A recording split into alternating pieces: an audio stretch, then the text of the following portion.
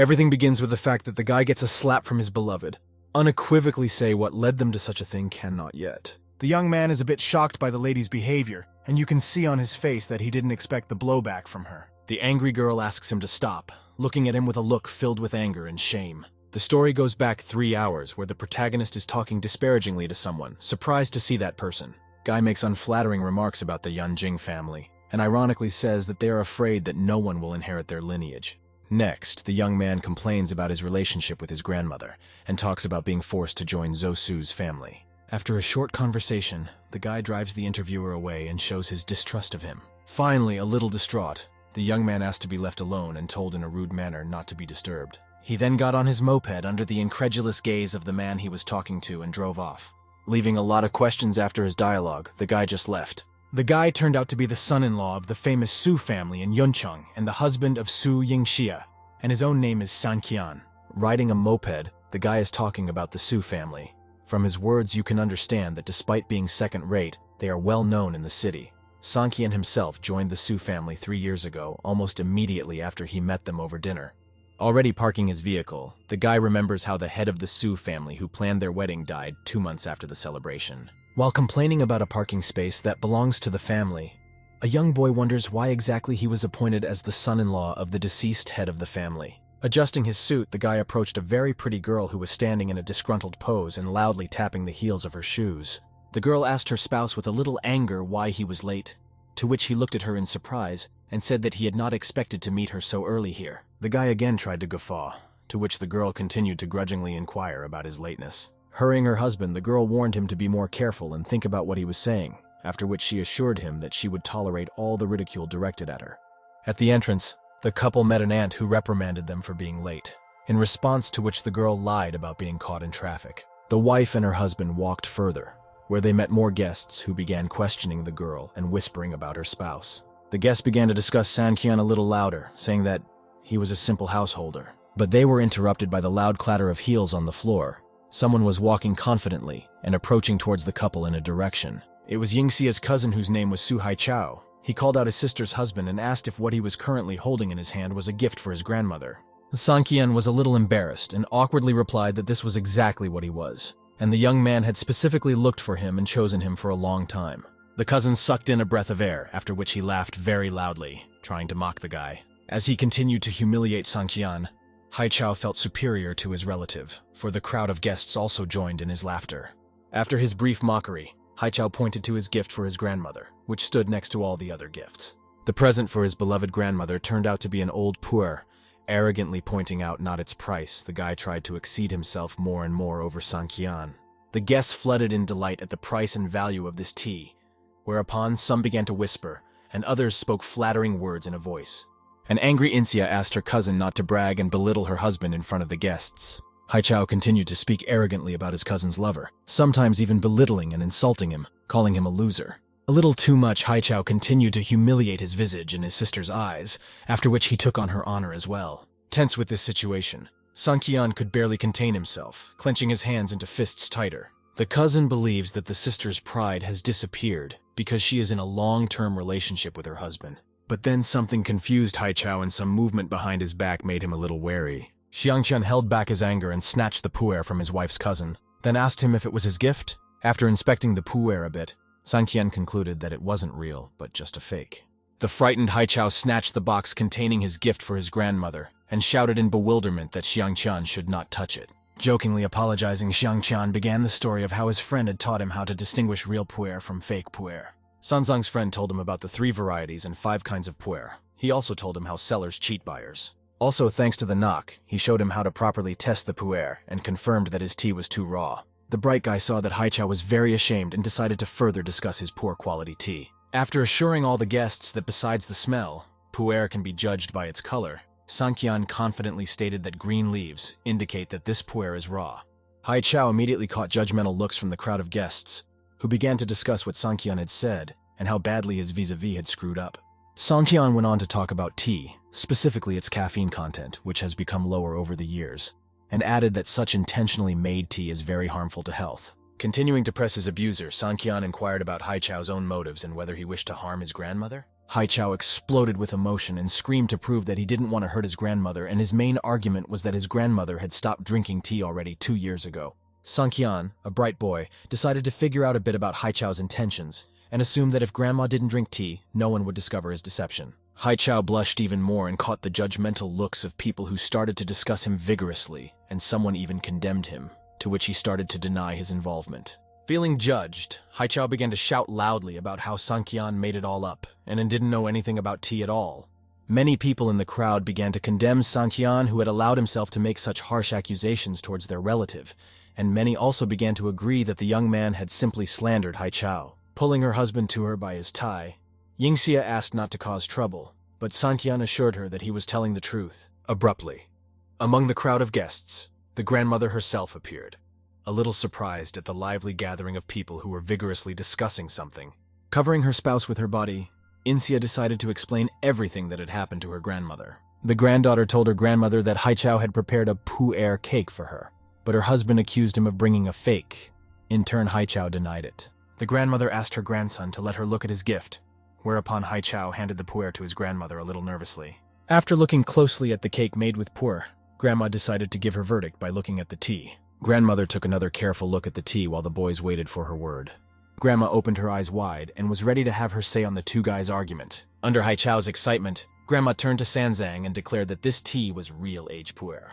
Haichao's face abruptly changed to one of joy and even smugness, the phrase about the authenticity of his gift once again running through his mind. There was genuine surprise on Sanzang's face, followed by close talk that he had decided to just play a prank on them.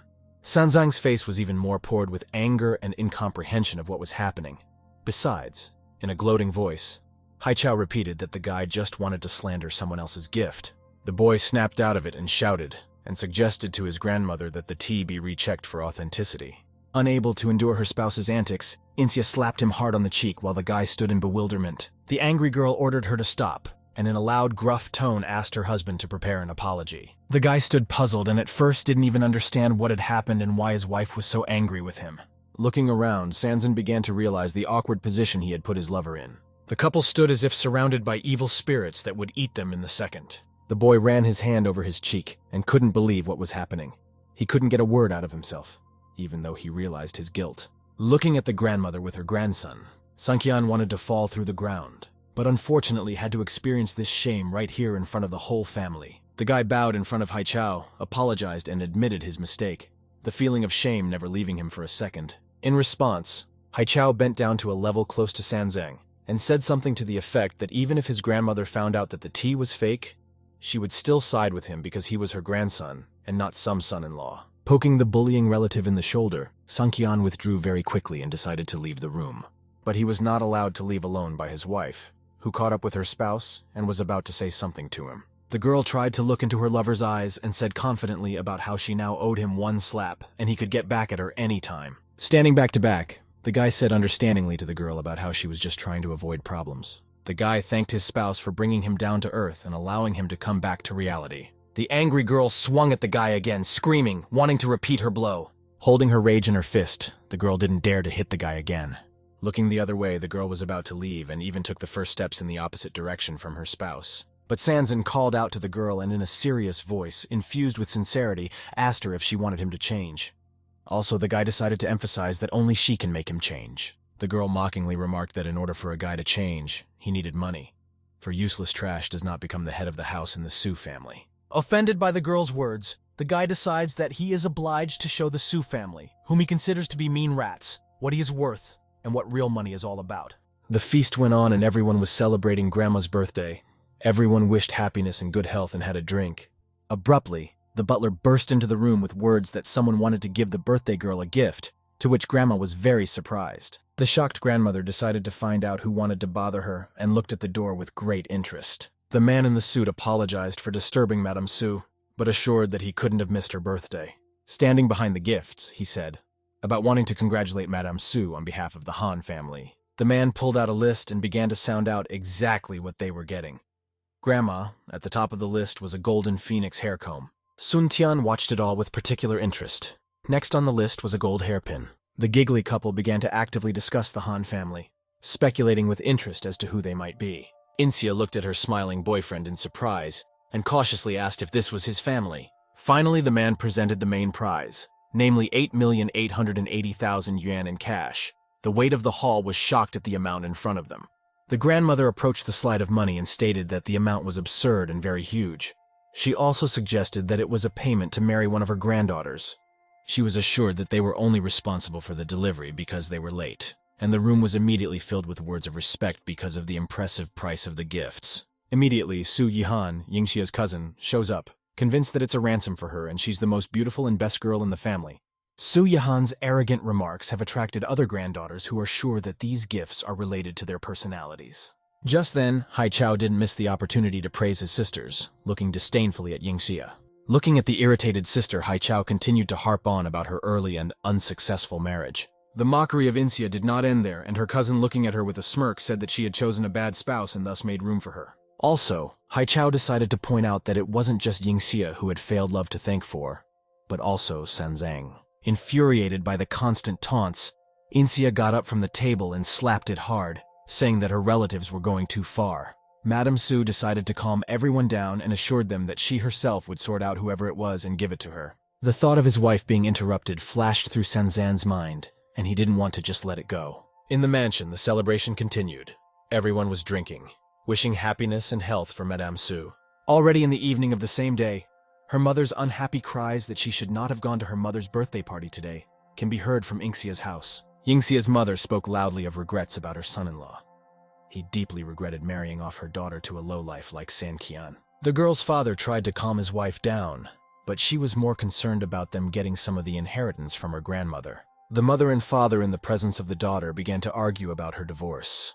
The mother emotionally insisting on a divorce, and the father parrying the suggestion by saying that they would become the laughingstock of the entire town. The frustrated guy listened to all the yelling from his wife's parents, smoking cigarettes and feeling empty inside. To the requests of her parents, the girl firmly responded that she would not divorce. The mother continued to yell and roar, explaining that her husband was a loser, but her daughter assured her that she would not leave him, and also remarked that he was a very hard worker. The mother kept talking about Sanqian's idleness, but the daughter replied that although she was not happy about what her husband had done, but she also noticed that even after all he had done, she didn't hate him and never had. Sanqian finished listening to his wife's conversation with her parents and put out the cigarette butt on the floor. As the girl left her mom and dad, she also quietly emphasized that their grandmother would not allow her to divorce her husband. The girl once again mentioned that the face of Su's family was more important than herself and her parents. The parents tried to call out to their daughter, but she walked away. Sanzan thought about the whole conversation and realized that he felt very sorry for his beloved for going through all this. The young man picked up his cell phone and dialed a number while standing at the door. His mother picked up the phone, whereupon he began to ask her if she remembered what the butler had said. The girl began to change her clothes and get ready for bed, as she suddenly heard the door open. Seeing her spouse, the girl was indignant and asked him in an irritable voice why he entered the bedroom without knocking. Reaching out his hand towards his lover's face, Sanqian called out to her, trying to touch her cheek. The surprised girl at this moment just stared at him. He looked down at her determinedly, stroking her cheek with his palm, and asked if she wanted him to change. Holding back a cry, the girl took hold of her husband's hand and asked again, "Is he serious?" Looking at the floor, the girl hinted irritably that she wanted her husband to change for the better. Her tears fell on the young man's shoe, and she reminded him of his words that only she could make him change. The guy confirmed his words that he spoke earlier, looking at the girl's crying face. The girl's trembling voice wants to say that she doesn't want something, but there's no way she can string the words together on her tongue. Finally, Yingxia admits that she doesn't want to be looked down upon and she wants to live a decent life. Hugging her husband a little, Yingxia talks about how she wants everyone who looked down on her to regret it, trying to find understanding from the guy. Sanqian hugged his wife, placed his hand on the back of her head, and gave an affirmative answer that he understood her words and would change. Sanqian sits in a chair and speculates about how no one would have ever thought that he, a young and inattentive son in the Han family, would be able to rise to power. Across from the guy sat his mother, who was very happy that her son had decided to visit her. The mother told her son that his grandmother had ordered the return of her grandson. She also told him that his father was seriously ill and his brother was in prison, and now the whole family was holding on to him alone. The guy is surprised that it's been 3 years since he left the family and he has suddenly remembered. Is his useless brother no longer able to act? The mother spoke sympathetically about how everything that had been happening for the past 3 years to Sanzan was unfair. But she also noted that it was their grandmother's decision, and she was powerless. With a smirk on his face, the boy repeated his mother's words that the 3 years were unfair. a gloating look on his face and his arms folded in a triangle. The boy got up from his chair and stated in a confident pose that his older brother had made it very easy for his mother to deceive him. Without looking at his mom, the guy continued the conversation, stating that he had been trying to get his mother's attention since he was a kid, but despite all his attempts so far, she didn't like him. Frowning, the boy went on to complain about his family's attitude towards him, recalling that his grandmother was always afraid lest he should take his brother's place, and kicked him out of the family because of that. Turning towards his mother, in a loud voice, Sanqian asked if anyone would have remembered him if his older brother hadn't gone to prison. Raising his tone, the young man continued his thought, saying that if there wasn't another heir, no one would remember him. Louder and louder he asked, if his brother hadn't gone to prison, would anyone remember his existence? Leaning in front of his mother with anger in his eyes, Sanqian declared that his grandmother was not worthy to be called as such, and his mother was not worthy of her son. The frightened mother ducked her gaze to the floor and tried to assure her son that she was not personally involved. Turning his back, the son assured his mother that it didn't mean that he wouldn't help the Han family. The mother's face changed dramatically. A smile appeared, and she couldn't believe her son's words.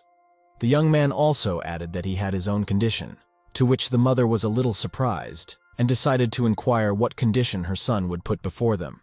The interested guy stood at the door holding the bank card in his hands, looking at it with interest. The mother told her son that the grandmother decided to set up a new company under the full management of Sanqian, and there is money on the card to start the business. Sancan wondered what this could mean. Realizing that this was a test for him, he found it insulting that his grandmother doubted him and his abilities. Unwrapping the bank card on his index finger, Sancan decided to himself that he would accept this challenge and live up to the expectations about himself. With a smile on his face, the boy thought he would show who would be the true new heir, and that it would be worth it to pay back the Han family for everything they owed. 3 days, the rumors of a storm coming to the city between wealthy families have not subsided. Also, Han Yanjing family founded a new company called Quanshui Industry. Father and son discussed the new company and why the Han family, a Chinese real estate giant, started a new company.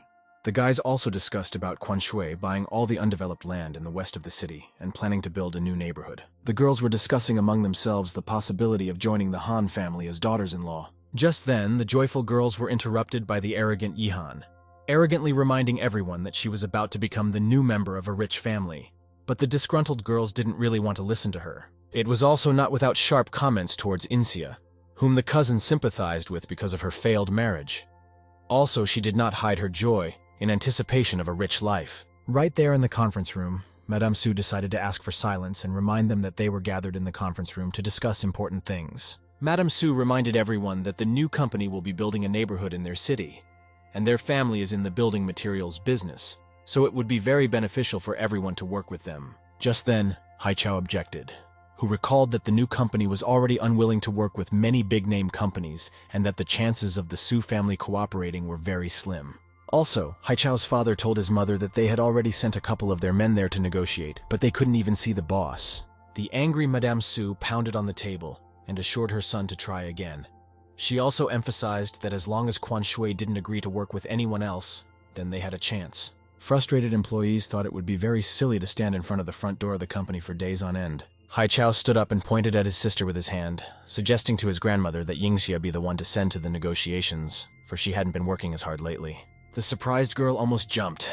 Then she tore her gaze away from the phone and asked in surprise why her. The stunned girl continued to listen to Haichao's words about how she hadn't worked in a long time, and she was the one who should have gone. The girl was bombarded with words from people in the conference hall that she hadn't done anything for a long time, and in general, if she got a job in the family's company, she should earn honestly. Madame Su looked at her granddaughter and turned to her and asked her if she wanted to go establish a relationship with the rich family's new company. Setting the phone aside, the anxious girl asked again if she was sure her grandmother thought she should go there. Immediately, a message from her husband came to her phone saying that she should pursue opportunities and start negotiating with Qianshui Industry. Her husband's message put the girl in a stupor. She wondered why he was so insistent on it, but she realized at once that she could not refuse, although her husband's wish made her doubtful, for without explanation, he was asking her to do this boring job. Yingxia's mind was full of questions. After briefly considering whether she wanted to or not, the girl still decided to agree. Deciding for himself this time to take her husband's word for it, he gave Madame Su's consent to work with her to negotiate cooperation. The arrogant Haichao assured the girl not to be so confident and not to make loud promises, for she would not have a second chance to meet the head of the new industry. The girl's uncle, catching his son's thoughts supported him and wondered what would keep the girl in the family company if she messed up again. In her head, Insia didn't understand why she was being treated this way. After all, she does all the hard work and all the difficult tasks go to her. But she gave an affirmative answer that she didn't have to worry about this deal, and she would fix everything. The crowd began to giggle at the girl, and her cousin mocked her verbally, assuring her that Insia was out of her mind and didn't know what exactly she was promising her family company. Haichao also assured his cousin that no one expects high results from her, and everyone doubts her ability to work, saying that for a business card from the new company, he will make Su's sister carry her tea. Pointing his finger towards Inxia's chest, the guy added his speech with the fact that if she failed, they would kick her out of the Su family. Haichao stared even more at the confused girl and offered her the argument. The girl didn't have to think long and accepted the terms, after which she hurriedly left the office, replaying her brother's words in her head. At a nearby cafe, Sancan sat watching his spouse walk home from work while sipping coffee. Then he was distracted from his impetuous stare at his wife by some man who offered him a cigarette. Sancan thanked the man, who turned out to be an employee of this cafe, to which the man called Sancan a regular customer. Sancan guy started asking about waiting for his wife from work, and this has been going on for a very long time, about 2 or 3 years in a row. Sancan looked away from the guy with an awkward smile and replied that he always did that when he had nothing better to do. The girl was already approaching the subway, and the waiter did not leave, wondering why the young man himself would not meet his wife and pick her up from work. Sancan, looking at the departing Yingxia, assured the guy that it was not yet time for him to pick up his wife from work. The waiter was extremely interested in Sancan's personality, not noticing his peculiarity. He cautiously asked the one how he became a member of the Su family. Sancan stared at the waiter with a piercing gaze and picked up on the fact that he was often discussed and must have become a local celebrity. The waiter, trying to apologize, assured Sancan that he didn't mean anything bad, and he was just wondering how he managed to tolerate so much injustice for so long. A smiling Sanqian interjected about the injustice to his interlocutor. The guy began to praise his wife for the fact that despite all the difficulties in the family, Su is determined and carries a heavy burden that he himself once had to bear. Sanqian entered the house with a bag of groceries in hand, alerting everyone that he had returned. Immediately, he witnessed another scandal from Yingxia's mother, who was displeased that she had succumbed to her cousin's provocations and taken up the difficult job of negotiator after all. The mother was sharply dissatisfied with all this and was certain that the daughter would fail in the task, after which they would be kicked out of the Su family. The father's worries were also heard, who didn't understand how they would survive if they were kicked out. Insia herself said with a bit of sarcasm that she didn't know the future fate if she didn't succeed. But then Sancan decided to support his wife and confidently told his mother-in-law not to worry and to believe in his daughter's capabilities. The mother was indignant that the useless son-in-law was intruding into their conversations with his advice and rudely suggested that he mind his own business. The guy hurriedly left the room and the girl decided to follow him, ignoring her mother's cries for her to stay. The girl stood thoughtfully behind her husband's back, looking at him with an impetuous gaze. The guy started preparing dinner, though the girl herself sighed loudly, expecting to hear something from him. Hearing nothing, she first started a conversation with her spouse, talking about today. She wondered if he was waiting for her outside the family company's office again until she finished her workday. The guy continued to coldly chop vegetables without saying a word, simply ignoring his wife. But immediately he decided to answer her question in the affirmative, that he was indeed waiting for her. He also wanted to tell her what he had learned today, but couldn't finish. Insia interrupted him and confidently ordered him not to wait for her outside in the restaurant from now on. The guy hesitated, his face as if petrified, waiting to continue the dialogue with his beloved. The girl continued speaking in a calm voice, and Sanqian sensed something good in her tone. The girl asked the guy to pick her up directly from the office, suggesting that they go home together. The astonished Sancan turned towards his wife and questioned with great surprise what exactly she had said, though his ears heard everything perfectly. Insia didn't want to say it again, so she assured her husband that he had heard everything. Overjoyed and excited by the proposal, the guy asked his wife if she was serious, to which she asked if he wanted it. The joyful guy assured his spouse that of course he wanted it, and he was greatly pleased with this news that he even forgot about lunch. The vegetables that Sancan was cooking to his regret burned while he listened to the happy news from his wife. The young man asked his wife not to think about the problems in negotiating with the new industry, lying that his classmate owned it and they were very close friends. The guy stepped away from Yingxia, and the latter looked at Sanqian's back with great surprise and hope in her eyes. The next day in the family office, Su Haichao was actively discussing something on the phone, ordering the guy on the other line to inform him of everything. At his laughter, his sister came up to him, who was curious as to what exactly Yingxia's actions were now causing her brother to laugh so hysterically. After calming down a bit, he explained that Yingxia had asked her useless husband to give her a ride to Qianshui's company. The sister also burst into hysterical laughter, thinking that Yingxia had already resigned herself to the fact that she would soon be kicked out of the Su family. Yihan wondered for a bit if their cousin would be able to work things out with the industry after all, to which her brother replied that he still had plans to fire her, as long as everyone was on his side. Meanwhile, in the office of the new industry, they were discussing about Su's family and how those made them lose face, so they should cut all ties with them. Immediately, Yingxia arrived at the office, and taking off her helmet, she decided to survey the area, having a little fear of the upcoming encounter. Handing the documents to his wife, Sun tried to reassure her that everything would go fine, and she would be able to negotiate with them. The girl clutched the important papers to her chest, and tried to gather her courage and gather her thoughts. Finally, after thinking it over and taking in a lungful of air, she decided to enter the office with the words, "I'm coming in." Tapping the heels of her shoes on the floor, Yingxia made her way to the girl sitting in the receptionist's seat in the lobby, trying to introduce herself. Immediately, she was interrupted and recognized. Calling her Mrs. Su, she was directed to Manager Chong, who had been waiting for her for quite some time. Yingxia was pointed to the elevator where she headed. As the girl rode the elevator and listened to the music, she didn't understand what was going on and expected to see a lot of things. There, industry workers rolled out the red carpet for the Su family representative. The girl had not expected such a welcome, and was very much surprised that she would be greeted in such a way, from which she even gave a little gasp when the elevator opened on the desired floor. The Qianshui workers lined up in 2 rows around the walkway and began bowing to the girl and greeting her, Yingxia herself not understanding anything until the end. A man who introduced himself as Chong Lian, in charge of the buildings in the new neighborhood and negotiations with the Yingxia family, finally showed up. Chong pointed at the guy who was holding a contract with a pen, then said that he was already ready if Su's family agreed. The girl was shocked at what was happening and did not believe in her success. Right now, she can rub the nose of the whole arrogant family with one signature. There was no way Yingxia could move away from her surprise and take her eyes off the contract that was right in front of her eyes. But Mr. Chong decided she had some questions. In an attempt to defuse the situation, Chong explained that their boss often attends various social events, so he doesn't negotiate in person, and in case Miss Su had questions, she could ask him. The girl dared to notice that they had not even started to negotiate and decided that she was being pranked in such a way.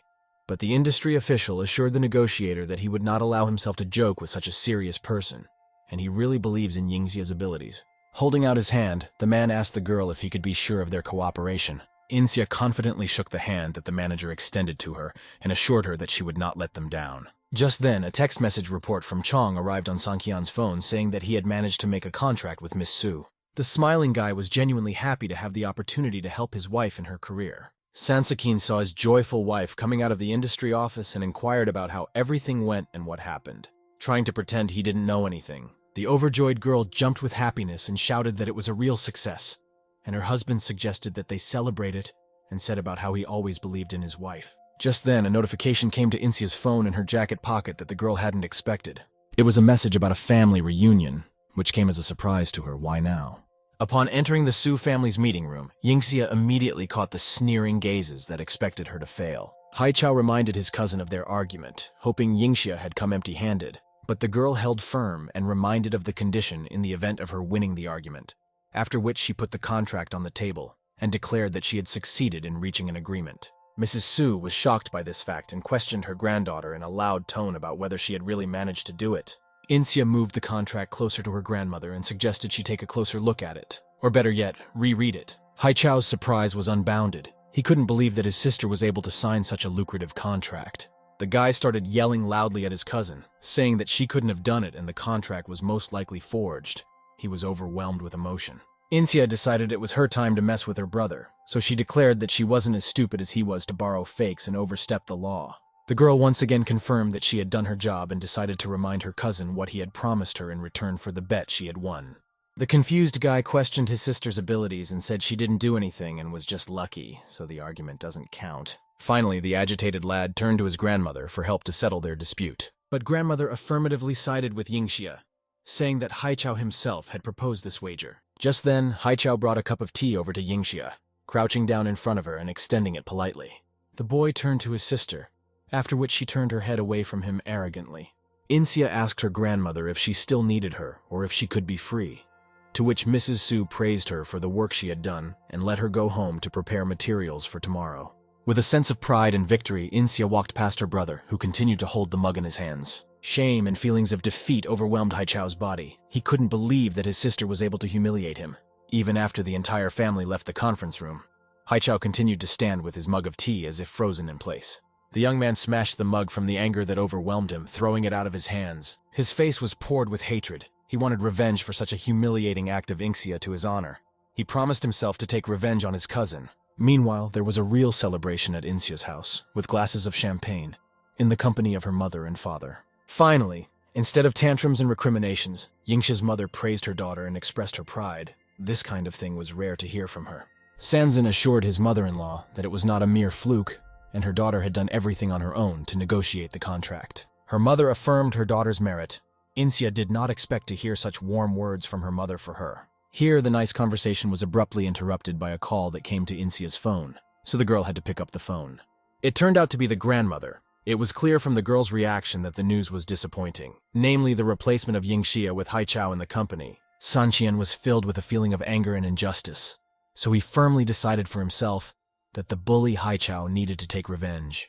The story shifts to Madame Su's mansion, where at the end of her conversation with her granddaughter, she allows her to take a day off. The distraught girl tries to reach her grandmother on the phone, but she just hangs up. Madame Su asks Haichao if he is happy now, to which he replies that he is very happy and his grandmother did everything right. Justifying his dastardly deed to Madame Su, the guy says that he's not going to take a loan and further tries to accuse Yingxia of something. Haichao continues his argument that if Yingxia gains influence in their family company, everything could fall back into the hands of the slacker Sanqian. While the guy is trying to prove that all his actions are for the good of Su's family, his grandmother interrupts him and asks him not to continue. Madame Su made it clear that she was aware of her grandson's intentions, and he should not play out of line, for it would end very badly for the young lad. On his knees, the boy assured his grandmother that he would not make any more mistakes in the future, and would do the right thing. Madame Su interrupted her grandson and asked him to prepare well for tomorrow's meeting, for he assured her that everything would go perfectly.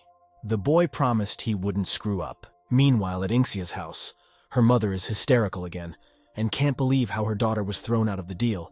She also asks her husband to convince her mother to bring Yingxia back. To Yingxia's mother's cries of indignation at her husband's inability to cross Madame Su, Sanqian enters his wife's bedroom. He gently places his hand on her shoulders and says her name, waiting for her to pay attention to him. Her husband reverently and cautiously asks if everything is all right with her, to which the girl calmly replies that she's been through this before. Turning his wife towards him, Sancan asked her not to cry and took his hand on her shoulder. Guy assured that Inxia can relax and rest because there is no one who can remove her from this position. Sancan made a phone call to his staff. On the opposite line, a guy asked if everything was okay and called Sancan the boss. He warned Chong that tomorrow, the Su family's company representative would be Haichao and his men should know what to do. The next day, a nervous Haichao adjusts his tie in the Su company building, preparing for a meeting. Manager Chong and his assistant walk in. They look disgruntled but hold themselves confidently as they walk closer and closer. There was a huge sense of flattery in Haichao's speech as he greeted Chong with an outstretched hand. Haichao decided to introduce himself and called himself in charge of the project. But Chong had no interest in him and ignored his outstretched hand altogether. Fixing his glasses, he asked, "Where is Miss Su?" Continuing to awkwardly hold her hand, Haichao lied about her being sick, and now he was the one responsible for cooperating. In response, Chong just turned around and said that he would wait for Miss Su, showing that he did not want to cooperate with Haichao. But the indignant representative of Su's company was shocked by such events. Haichao tried to catch up with Chong and his assistant, assuring him that he was better at business than his cousin. But the big industry people just didn't want to listen to him. Turning around, Chong added that he wants to hear nothing like that, and that they have offers from many companies, and if the Su family is so fickle, he will reconsider cooperating. Haichao fell to his knees. He was terribly upset, not knowing what he had done wrong, and Chong added at the end that he should not be seen off. In her office, Madame Su yelled at her grandson, not understanding what he could have said that was offensive if Chong decided to reconsider cooperating. The frightened grandson said that he didn't even have time to say anything, and Chong himself left because Yingxia wasn't there. Haichao tried to reassure his grandmother by saying that the contract had already been signed, which meant he would return, but Madame Su kept repeating that the heads of the company were the Yangjin Han family. Madame Su reminded the angry guy that he was in charge of the negotiations, so if he failed, he would get what he deserved and would not be forgiven. Immediately, a ringtone played on Yingxia's phone, the reason being a call from Haichao. Standing next to the phone was her husband, who decided to pick up the phone and heard Haichao's pleas for the girl to return to the company. But with a little gloating, Sanqian reminded him that his wife was sick right now and wouldn't be able to come, after which he wanted to hang up. Before Sancan pressed the call reset button, he could hear Haichao yelling that he needed to talk to Yingxia, and Sanqian had no right to answer for her. Annoyed and humiliated, Haichao threw the phone to the floor with all his might. Perplexed by Sanqian's insolence, also started to threaten him to himself. Waiting for Haichao at his home, Sanqian was surprised that he came very quickly, even faster than expected. The door opened very loudly with a distinctive sound that resembled a slam. Swinging around, Haichao reminded Sanqian that he shouldn't have hung up the phone. Surprisingly, Sanqian himself looked very calm. After dodging Haichao's kick, Sanqian retaliated with a kick to his opponent's stomach, causing him to fall to the floor. At Haichao's loud rumbling and shouting, Yingxia quickly came in, who stood right behind her husband. She asked in surprise what the loud noise was, and Sanqian replied that it was no big deal. It was just her cousin Haichao coming over. Holding his stomach, an angry Haichao warned Sanqian that there would be dire consequences for his blow. Sanqian said that he had nothing to add, and the decision to dismiss was made by his grandmother, so let him come to ask her to come back. He reiterated that if there was a problem, let Madame Su come and solve it herself. Sanqian repeats his words about having the grandmother come personally to deal with her own problems. Haichao tried to threaten Sanqian through the threshold of the door, talking about his unexpected boldness, but he didn't have time to finish his sentence. The door slammed in the blonde's face, and he never finished his threats towards Sanqian but continued to kneel angrily. Surprised by what happened, Yingxia decided to ask her husband what was going on, and he gave her a clear answer that Qianshui had decided that they wanted to work with her, and only that otherwise they would simply abandon the project.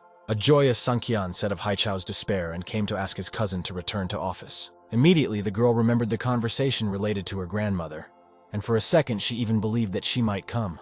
Sanqian stood very satisfied. He had a sincere smile on his face. He was finally able to take revenge on his wife's abuser. He was also confident that Madame Su would come. Mother Insia, who had recently praised her daughter and her husband, again started a scandal and tantrum that could be heard in the apartment. The mother was shocked at the insolence of the young guy who literally wiped his feet on Haichao and called Madame Su to beg Yingxia to come back, as Yingxia's mother thought this would lead to them being kicked out of the family and living in poverty. Insia dared to interrupt her mother and declared that enough of the fumbling and justifying her husband by talking about how it was all for her good. Insia took her husband's hand and turned away from her mother, who continued to wonder how anyone could love him after all he had done. The door slammed shut, but through it you could still hear the mother calling her daughter by name and demanding an immediate divorce. The guy thanked his wife because she stood up for him. An indignant Insia did not understand why her husband was smiling and what made him laugh, and she asked why he was enduring the humiliation if he could talk about the fact that he was the one who had hammered out the contract for her. Sanqian objected that his wife threw much greater obstacles, so he had nothing to object to. Insia wanted to say something to her husband, but then she just suggested that they go to bed together, to which he agreed. The next morning began in Insia's apartment. The wife woke up earlier than her husband, so she caught him sleeping. After thinking a little, she decided to get out of bed. She started sipping and making a little noise, stretching her arms and back. As the girl tried to shake out her beautiful hair, she turned her attention to her sleeping husband after all. She gently touched her feet to her husband's legs, trying to check if he was asleep or not yet. She quietly asked her lover if he was pretending to be asleep. Now the young couple was out for a jog and a little behind his wife. The guy was still trying to catch up with her. When the husband and wife were on the same level, Insia asked her husband to keep up with her and run at the same pace as her.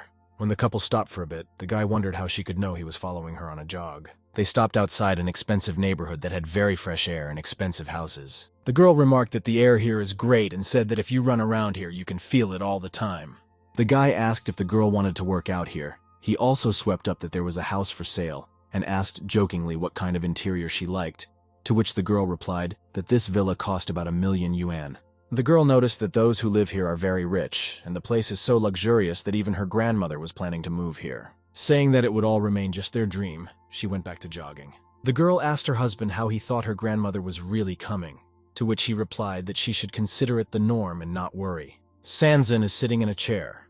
Chong is standing in front of him, and the boss instructs him to send someone to the villa near where he was running around with his wife this morning, and buy it. Chong assured the young boss that the money was only for the development and promotion of the company, and the purchase of the villa was very costly. The boy silently held out his bank card that his mother had given him. Bank Yong told Sanqian and added that Chong could cooperate with Feng Qian's company. Chong says that it's true, and he's the only one who understands all things and subtleties. And he and Qin Lin have been friends for a long time.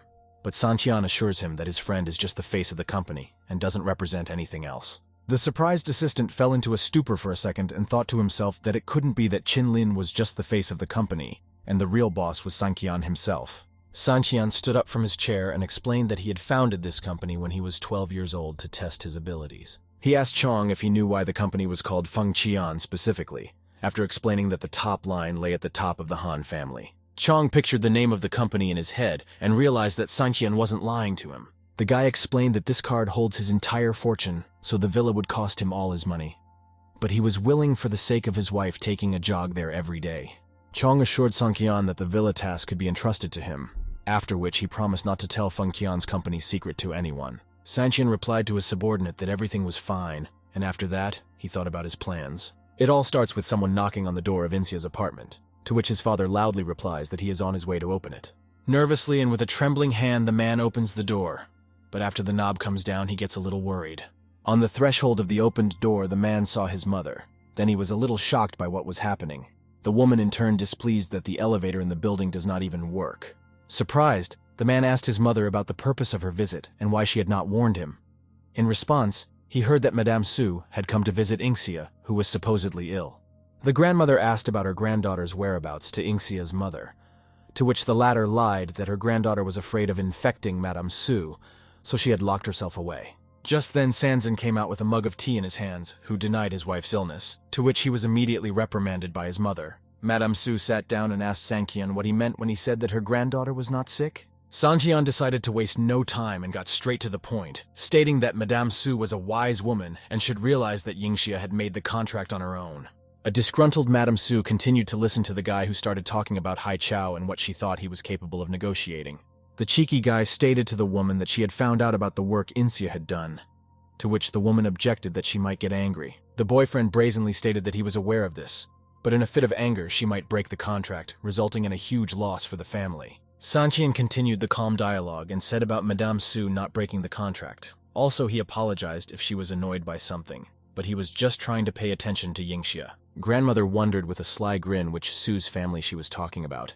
Her family, or already Inxia's family. Ignoring the guy's words, she asked what about Inxia, after which the young man's phone rang. Sancan picked up the phone. His wife was calling with obviously good news. On the phone, Inxia rejoiced her husband that she had communicated with Chong, and he had agreed to resume the relationship between the companies from Monday. The guy warned his wife that Madame Su was at their house and would be happy to hear the news. The boy held out his phone to his grandmother, who thanked her for her work and invited her to her house for the weekend to celebrate her success, to which the granddaughter also responded with gratitude. Grandma stood up and announced that in that case it was time for her to leave. She appreciated Sun Tian's idea, but warned him not to expect respect during those 3 days, and also advised him not to treat her family with greed. The young man arrogantly suggested that his grandmother rest and take it easy. Sunday. Madame Su's villa. Everyone is discussing the success of Yingxia, who was able to establish cooperation with Qian Shui. Granny praises Inxia and says that the cooperation between the two companies was made possible by her contribution, and soon she will be in charge of the West City project. The angered Yingxia cousins stood there and didn't understand how the girl they were constantly bullying now had such great respect. The grandmother with a glass of champagne offered her granddaughter to enjoy this moment. Grandma called out to Yingxia, who was about to leave her to stay. She probably has something important to tell her. She started talking about her granddaughter's relationship with Sanqian, remarking that the close relationship between them was very good. But she also warned her granddaughter. Madame Su put emphasis on the fact that Sanqian carries her surname Han. In front of Hai Chao and Sanqian, who were again not sharing something, the grandmother asked her granddaughter to take care of the Su family. The thought ran through the girl's mind as she looked at her husband that it was Sancan who had helped her to get recognition from her family in this big contract. The girl tried to convince her grandmother that she could make her own decision, but they were interrupted by Inxia's father, who announced that the auction for the villa in the mountains was over. Grandma was very surprised by this news and wanted to know who bought it and for how much. After the price of 100 million was named, the grandmother was a little shocked and could not even think about who could have so much money. Just then, Sancan came over and ironically told his wife that the dream villa she wanted to buy had already been bought out. The girl sweetly guffawed and asked not to tease her, while the guests continued to discuss the possible name of the owner who had found such a huge sum. Yingxia was shocked and interested in who was able to spend such money after all, to which Sanqian guffawed that it was just pocket money for someone. Yingxia and Sanqian started discussing Su Yihan, whom Yingxia called the most beautiful girl. But Sanqian decided to object that Yingxia was many times prettier than her cousin. The girl declared that it did not matter at all, for she already belonged to her husband. The guy got very embarrassed and tried to hide the shyness on his face. The girl remembered that her husband had only worn the suit once and offered to go shopping with her. The joyful guy talked about carrying bags with all the things his wife wanted. Afterward, he stated that he would pay for everything, but that the girl, laughing a little, asked him again exactly. In the store, a joyful Yingxia started waving to her friend Lin Yao, calling out to her and looking in the girl's direction. The bright girl with pink hair also recognized her friend and started waving back. The girls came closer to each other and took Yingxia's hand to greet her, surprised that they hadn't seen each other for a long time.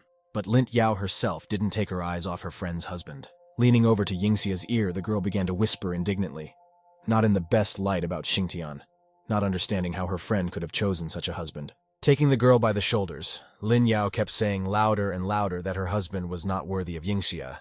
He was not rich and not cool enough for her. Lin Yao, at the limit of her anger, asked her friend what kind of men she liked, hinting that Sanqian was no match for her. Yingxia took her friend's hand and asked her to stop and accept that she had accepted her husband as he was. Lin Yao finished humiliating her friend's husband and suggested that in that case, forget everything she said. Looking angrily at the guy, Lin Yao explained that as Yingxia's best friend, it was her duty to follow her husband. Deciding that going shopping right now was much more important than Yingxia and Sanqian's marital relationship, the girls decided to start shopping. First, the girls chose their lipsticks. Looking in the mirror, they applied samples to their thin and delicate lips. Afterward, they walked through the clothing department, where Lin Yao paid attention to almost everything while looking at the dresses. Sancan meanwhile obediently followed the girls, holding the bags of their purchases in his hands. Conceiving her cunning plan, Lin Yao thought about the fact that no man would be able to restrain himself in front of her beauty. The pink-haired girl left the changing stall and asked Sancan to evaluate her new dress. The girl struck a seductive pose, much to the amusement of the other men in the store, and asked how Sanqian liked her new dress. Tearing his gaze away from his wife for a second, the young man replied normally without much enthusiasm. Afterwards, Sanqian continued to look at his consort, leaving Lin Yao in a stupor as to why he wasn't looking at her. Not understanding how a guy could ignore her beautiful and seductive appearance, the girl wondered how her beauty could have been ignored. Grabbing and pulling to herself a passing guy in the store, Lin Yao asked him how he was, to which he excitedly looked at the girl and replied that she looked simply gorgeous. Further, the girl couldn't understand about why everyone else was reacting to her like a queen, while Sanqian simply ignored her beauty. There was no way the girl could believe Sanqian's indifference, so she decided to try again. Putting on another dress that was more revealing than the previous one, Lin Yao, under the hungry gazes of the other men, asked Sanqian again about how he was doing, to which she received the same answer. Another dress on the girl's body looked gorgeous. The guys in the crowd had already started taking pictures of her, but Sanqian still didn't show any emotion. After the girl put on short shorts, stockings, and a bra, the crowd couldn't take their eyes off her, and her best friend's spouse responded with the same indifference as before. Afterwards, Yingxia appeared from the screen and called out to Sanqian. The guy immediately looked towards his wife, while the entire crowd couldn't take their eyes off Lin Yao. Sancan heard a question from his wife, who stood in a modest blouse and long skirt, about how he was doing. Not paying attention to Lin Yao, the guy began to shower his wife with compliments. The admiring guy remarked that it suited his wife very well. Behind Sanqian stood an exasperated Lin Yao as he praised his wife's figure and beauty. The angered Lin Yao, standing humiliated on her knees, couldn't believe that Sanqian hadn't said any compliment to her. As Yingxia decided to buy the outfit after all, then Lin Yao started to beckon her over her shoulder, trying to say something. The outraged girl asked her friend a little ironically if her husband could be gay, to which she received a misunderstanding from Yingxia. While an annoyed Lin Yao was arguing with her friend, then a girl in the company of a rich man decided to snatch the dress from Yingxia's hands. Lin Yao immediately turned her attention to her friend's offending friend, and asked in a rude manner to return the item to Yingxia's hands. The arrogant girl decided to respond to her friends by calling them poor and assuring them that such things were not meant for them. Sancan also decided to listen to the girl humiliating his wife with her friend. An arrogant woman advised her friends to find cheaper clothes. Immediately, a consultant intervened and offered to recommend boutiques in the area. Sancan also decided not to keep quiet and advised him to sell the dress to the person who would buy more things for the store. The man supported the young man with arrogance and added that any business should focus on loyal customers. A wary Sanqian listened to the man's words and confirmed that it would be the right decision. After thinking for a bit and looking around the store, Sanqian declared that in that case, he would buy everything in that store.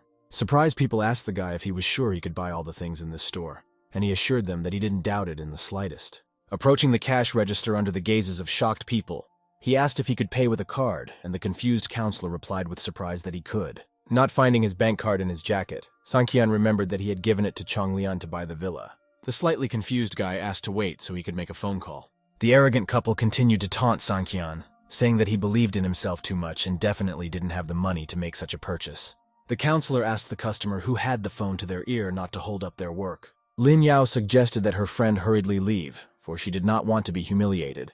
But Yingxia assured her that Sanqian did not throw words to the wind. Walking up to her husband, Inxia asked him to stop and not to play out the scene in front of her friend. The guy asked his wife not to worry and assured her it would take a couple seconds. Just then, an expensive car arrived and parked right in front of the couple, who were standing behind the glass of the store.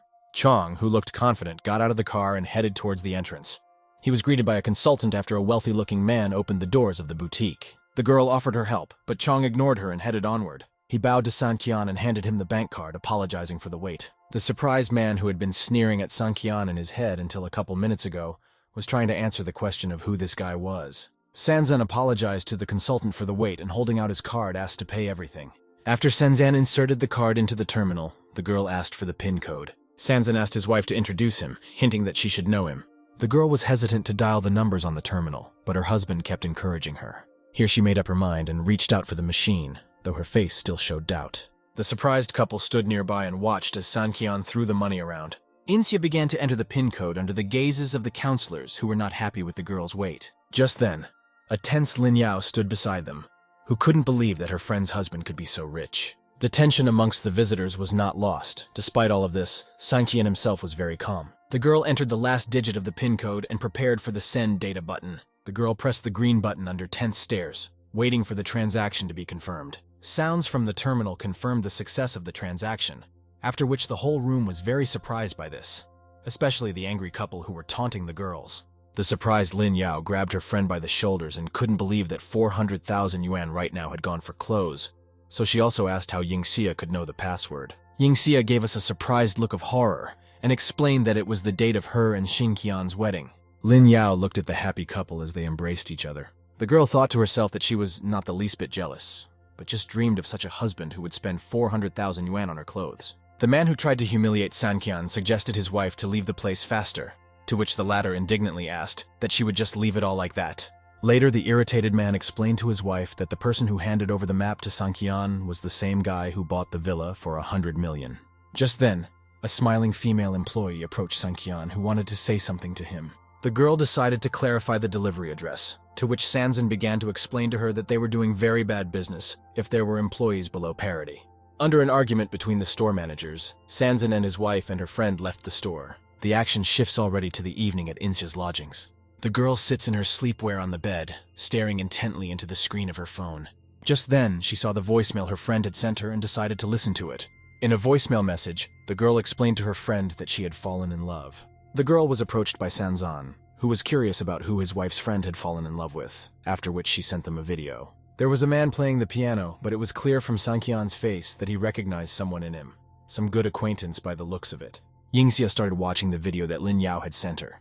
It showed a guy from the stage playing the piano and the audience listening to him intently. Yingxia queried whether this was the guy her friend had her eye on and noted that he was indeed a good player, but Sanqian remembered something. Sanqian realized something, but Yingxia herself thought the guy seemed very familiar, as if he had seen him somewhere before. Surprised by the situation, the guy guessed that it was himself playing the piano in the video. The action is transported back in time when the couple was still in the store, and Lin Yao is hurriedly taking his girlfriend somewhere, saying she needs to go to the bathroom. A confused Inxia in a hurry asked her husband to wait for them in the main hall, to which he agreed. Thinking about the fact that their things had already been sent to their home, Sanzan noticed the piano that was standing nearby and decided it was about time. Slowly but surely, the lad approached the instrument and placed his hand on its lid, thinking about something.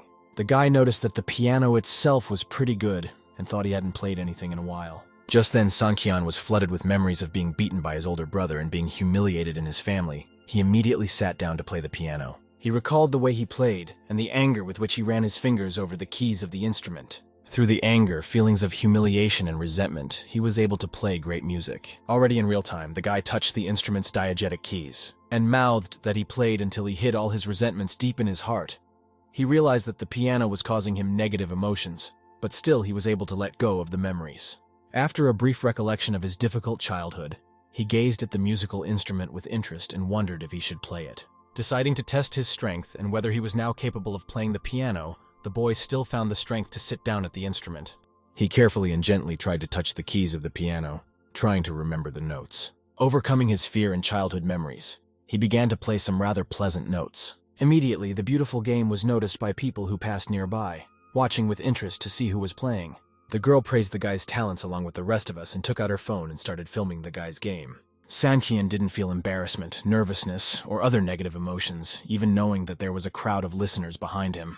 The guy kept playing the musical instrument, enticing more and more people. From his playing, one would not immediately guess that Sanqian had not even touched the piano for a long time. While the guy was playing, he felt peaceful and calm, not letting any negative emotions come out. Sancan's fingers were skillful on the instrument, and he played as if he wasn't straining, very relaxed. As his composition came to an end, he was pleased with himself and realized that despite the long time that had passed since he had last encountered the piano, he was still quite good at playing the instrument. As he finished playing, he heard enthusiastic comments and compliments about his playing from the audience. The girls began to applaud him. At these sounds, he turned around and was a little surprised that he was able to get someone interested in his playing.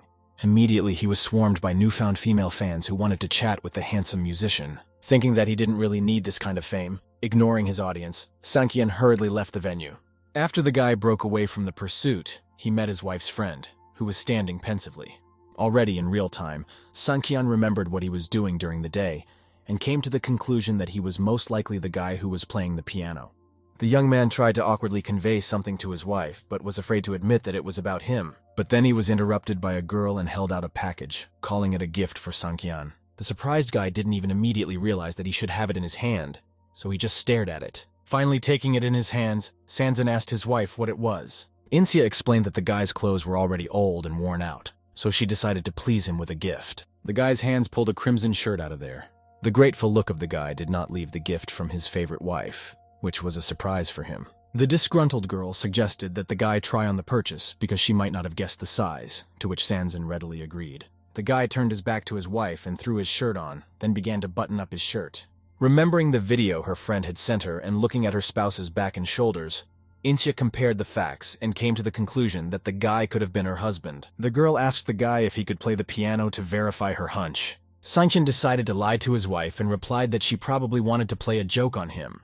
But he heard her seriously ask him that. Finished buttoning all the buttons except the top one that connects the collar, Sancan turned around to face his wife and asked for her opinion on his appearance. It was clear from the look on the girl's face that she liked her young man's appearance very much, and the shirt was the right size. On her lunch break, Lin Yao was lying on the desk in Yingxi's office, watching a video of a guy playing the piano and saying that she was falling more and more in love. Insia, with the kindness of her soul, tried to dampen her friend's mood, saying that it was just a video. Moreover, except for his back, she saw nothing, and therefore could not fall in love with the guy. Immediately, the lovesick girl got up from the table and aggressively started proving her position by saying that Insia was not present at that moment, and she would not be able to understand her feelings. Also pointing to the views under the video, the girl added that this guy is now an internet star. The delighted girl proceeded to shower the strange guy with compliments admiring his physique and the music he was playing. Yingxia rightly pointed out that if she liked this guy so much and looked at him for a long time, didn't he seem similar to Sanqian? A surprised Lin Yao tried to understand what exactly her friend meant and stared at her with an incomprehensible look in her direction. After looking at the video on her phone once more, Lin Yao laughed and replied that such a thing was impossible. After presenting a portrait of her friend's husband, Lin Yao explained that the guy in the video is 100% from a rich family and has a great house and car, while Yingxia's spouse gets around on an electric scooter. Approaching the car dealership, Sanqian began to hiccup. The guy stopped his moped, took off his helmet, and while scrunching up his nose, guessed someone was remembering him. The showroom workers looked through the window at Sanqian and laughed at the fact that he had come to buy a car on an electric scooter, even ironically suggesting that the guy was planning to sell it. Sancan guessed that the employees were discussing him and even joking, but did not show it, so he confidently entered the building of the car dealership. One of the employees asked a counselor to help a potential customer choose a car, but the employee suggested that Sanqian would not be able to afford anything here. Sancan already realized that the taunts from the workers were in his direction, so he listened to the conversation a bit. Noticing this, the merry company decided to communicate more quietly. The guy approached one of the car models, and the employees did not dare to approach him, because they did not expect him to buy something. The guys saw a guy inspecting an Audi model that cost over 1 million yuan, to which they were a little surprised. Sanqian looked around the car a bit and decided to open its door. Frightened by this action, the employees warned Sancan not to touch the car unless he was going to buy it, otherwise he would have to pay for every scratch. Sancan turned around to the jokers and prepared to say something to them, leaning defiantly on the car door. He informed them of his desire to buy the car and assured them not to worry about his money, for he could afford it. The shocked employees looked at the customer's bank card as if it were some kind of miracle. Immediately after the sight of the bank card, the guys became much kinder and tried to flatter Sancan by offering him tea and discounts of their car dealership. Pointing at the excited guy, Sanqian asked him in an orderly tone to complete all the paperwork regarding the car. The joyful guy immediately ran to get the documents, while Sanqian hurried him with his words and continued listening to the hypocritical workers. Sanqian drove his new car up to the cafe where his old acquaintance worked, and the latter was impressed with the parked car. Unexpectedly, Sanqian emerged from the back of the car, joyful and happy like a phoenix hatching from an egg. The guy appraised his friend's car and couldn't take his eyes off Sanqian, whose face was directly glowing with joy. Already in the cafe, an old acquaintance confirmed that he was excited about the new Sancan car. He also recalled that he already knew about the guy's unusualness, comparing him to a dragon that can spread its wings and take off again. Afterward, Sanqian asked the guy if he was the chosen one, calling him boss. Sancan called his friend boss, to which the latter confusedly replied that he didn't know. Afterward, the waiter pondered while looking at Sanqian. He was probably preparing to tell him something. The guy was evasive in his answers to Sancan's questions, explaining that every family had its own obligations, and he did everything for his wife, as did Sancan himself. Already about to tell something to the interested visitor, the guy stopped. Deciding to dilute the conversation with his friend a bit, Sanqian, if he remembered his wife, wanted to brag about something. Standing up to his full height, the guy pointed to his new shirt. The friend appreciated Insia's gift, and paid a couple compliments to the guy, concluding that the shirt really suited him. Gordy Sancan told his friend with great enthusiasm that it was a gift from his wife. Thinking to himself that Sancan just wanted to show off his new shirt, the guy appreciated the triviality. The green-haired guy seemed to have something to brag about as well and grabbed his collar without hesitation. With a sharp movement, he pulled back the left side of his collar to reveal something to his guest. There was hiding an embroidered heart on his t-shirt, which is what the guy wanted to surprise her with. He added that it was handmade and embroidered by his sister-in-law. Just like the waiter before, Sancan appreciated the banality of how his friend was bragging. The boys stood, showing off their gifts to each other, of course without envy, but from pure joy. But then they were interrupted by something, namely the restaurant menu, which someone knocked on the head of Sanqian's interlocutor.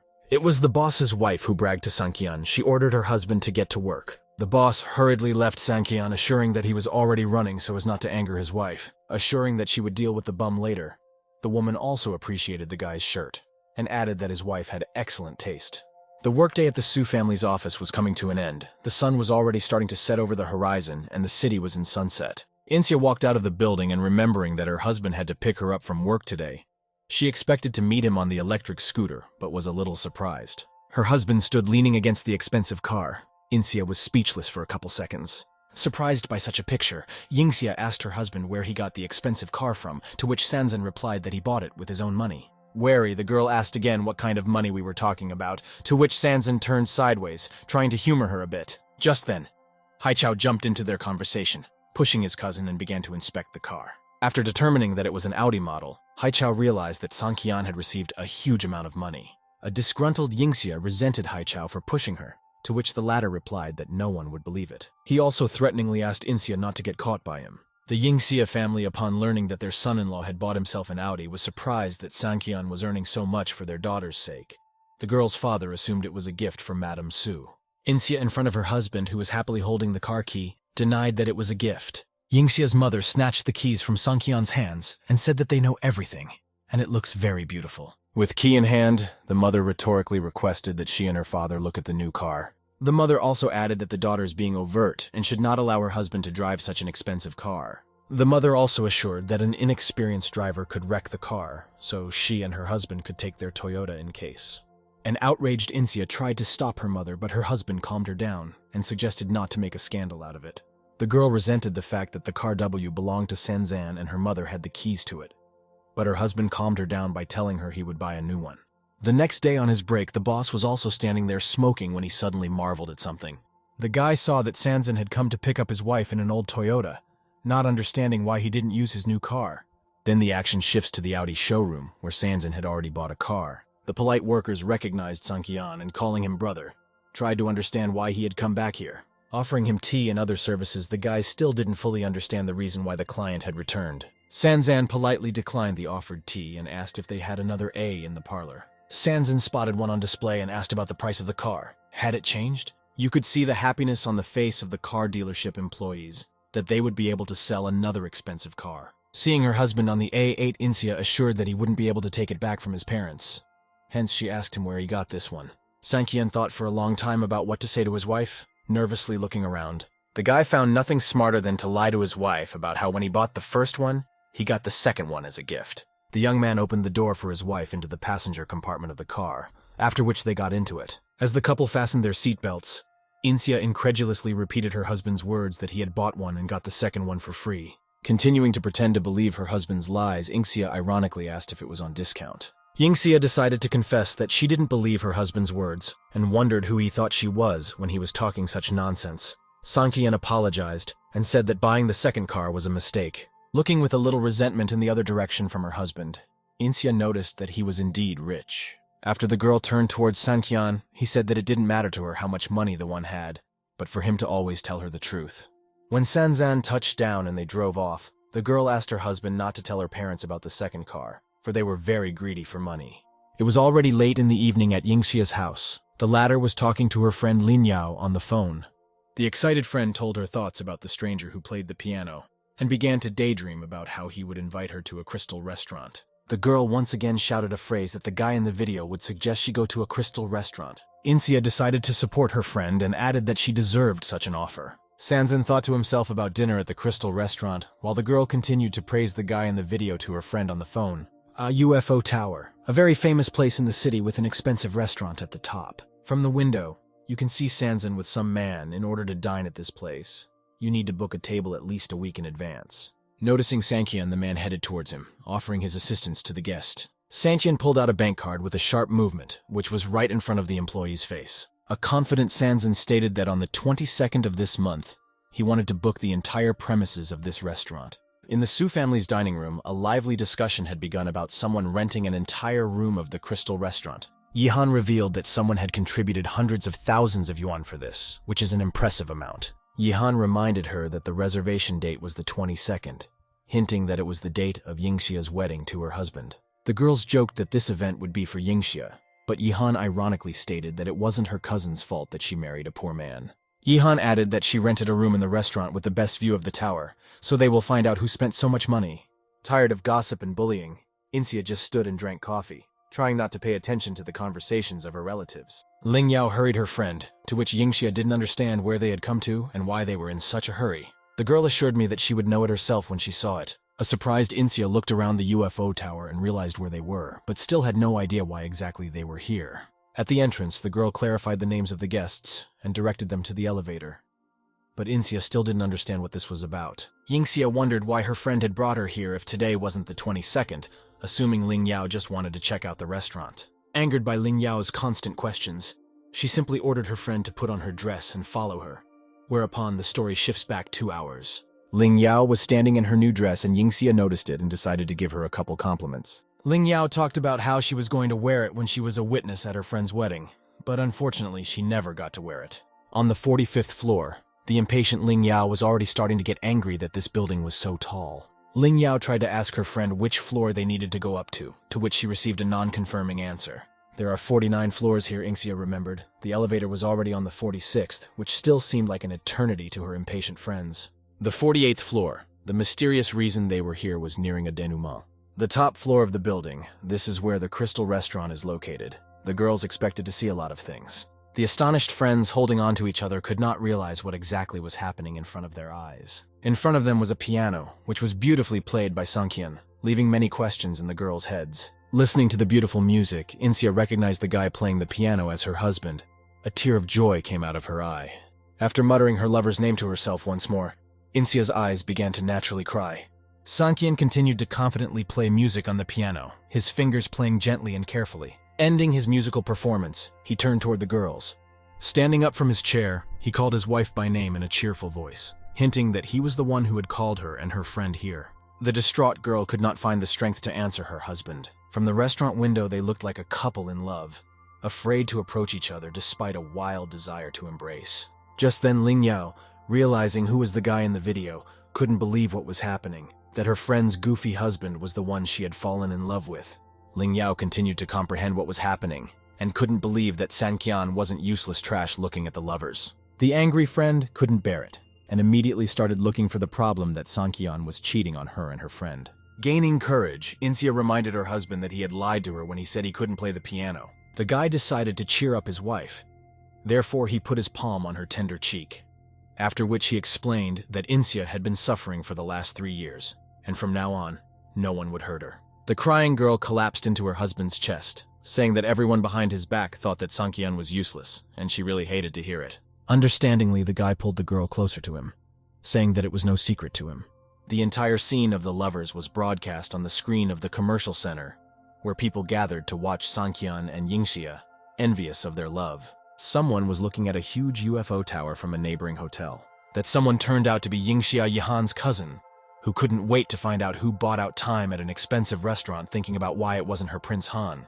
To the girl's great surprise, there she saw her sister Yingxia. The surprised and interested girl could not believe it, but decided for herself that she must find out everything. The next day, happy after yesterday, Insia walked into Seven Su's office. Not understanding their co-workers' happiness, a group of people began to speculate what could have made her so happy.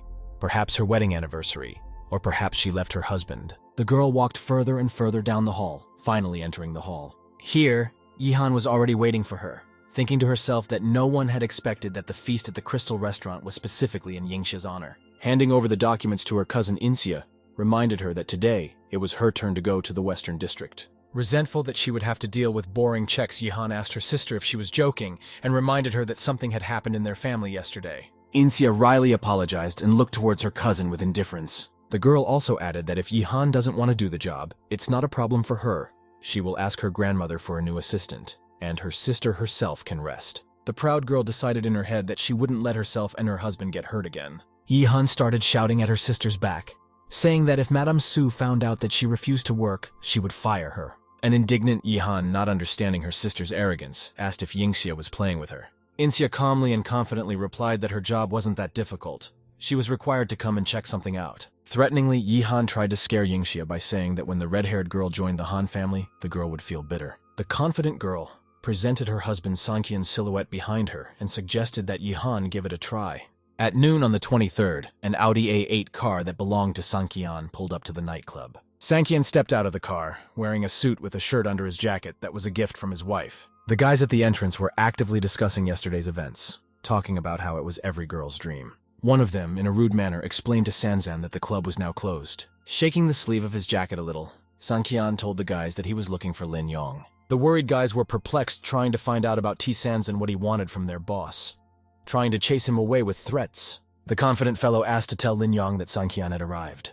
Thinking to himself about why there were so many people here, did he look that dangerous? One of the guys interjected Han Sanqian, then corrected Han's last name to Su. They began to mock Sanqian, saying that he eats fine food, rides an Audi, and one of them wondered how he could marry Yingxia if he was nothing. The guy didn't react in any way to the provocation, and just continued to stand there waiting for something. As soon as Sanqian turned away, the toxic guys started to figure out amongst themselves why their boss would want to talk to him. Just then, loud clattering of shoes against the floor, reminiscent of running, was heard from the establishment. The source of this sound turned out to be Lin Yong himself, who was hurriedly running towards Sanqian. Calling Sancan a brother, the boss of this establishment hugged him, which caused his subordinates to be surprised. Sanqian didn't expect such tenderness from his assistant and asked him to be a little easier.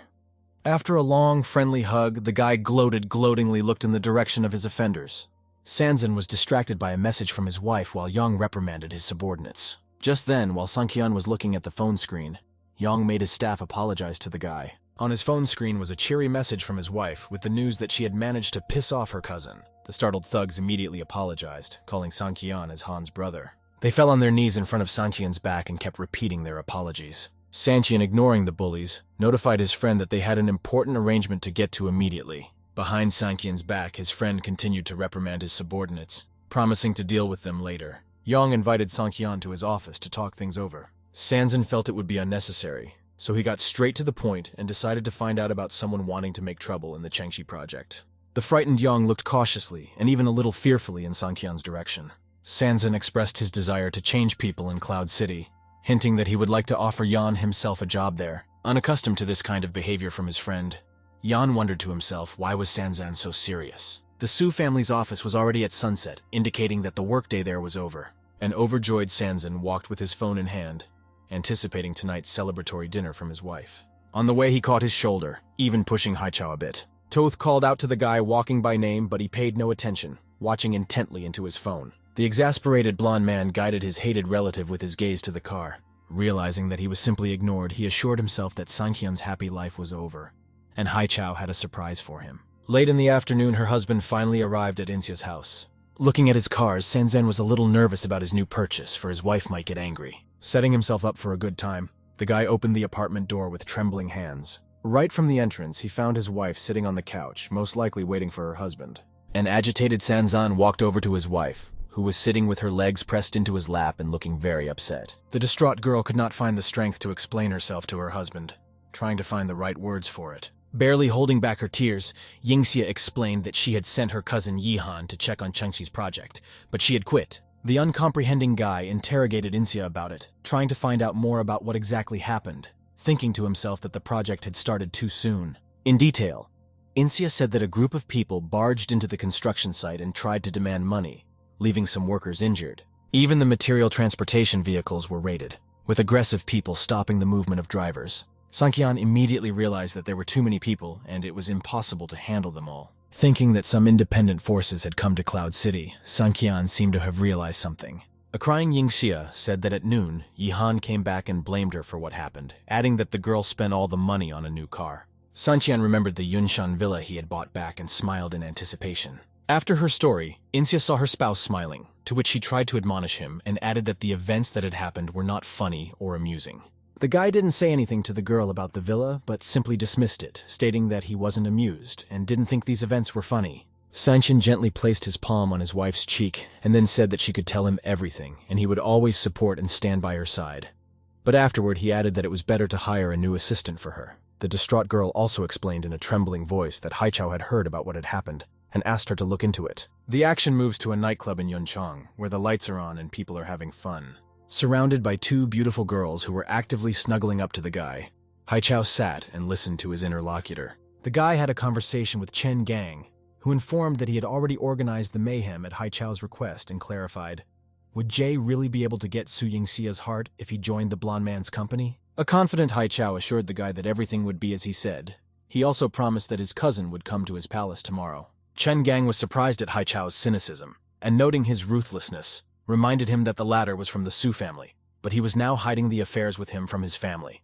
Haichao assured his interlocutor that he had misunderstood everything, thinking to himself that Chen Gang was not as stupid as the others around him. An interested Gan continued to listen to Haichao, trying to learn as much as he could from him. The blonde guy explained in front of the guy that Sanqian wasn't as stupid and useless as he seemed at first glance, and his relationship with Yingxia was flourishing. In the conversation he mentioned that Sanqian had caught up with Lin Yong, to which Gan interjected about Yong. Resentful of his temporary partner's reticence, Chen Gang tried to find out how Lin Yong was doing, indicating his resentment at Haichao keeping this from him. Gently, the guy tried to regain his interlocutor's trust, denying that he knew anything. Haichao simply added that he had seen Sanqian enter his club. Interested Gan continued to listen. From Haichao's words, he learned that Sanqian and Yong were very friendly at the latter's club. The next day, Sanqian's car was parked outside some building. Concerned, Inxia interrogated her husband if he was sure he could go with her as her assistant. The beach-clothed Sancan assured his wife that he was ready, and she could rely on him, while the girl thought about the whole situation with her hand on her forehead. But afterward, she gave a sigh of relief and awkwardly replied that she was glad for her husband's help, though she was clearly not thrilled with his appearance. Sanqian opened his door and stepped out of the interior of the car, where his wife continued to fidget nervously. Immediately after the guy closed his car door, a notification came to his phone. Sancan looked at the phone screen with a satisfied smile, where there was a message saying that everything was ready. Like a true gentleman, Sanqian opened his girlfriend's door and gave her his hand. Standing next to his wife, the guy asked her to show them how strong their love was. The doors to the establishment opened. Most likely it was Sancan and his wife. There was a table in the center of the room, and behind it sat Chen Gang, in whom Yingxia felt as if she recognized someone.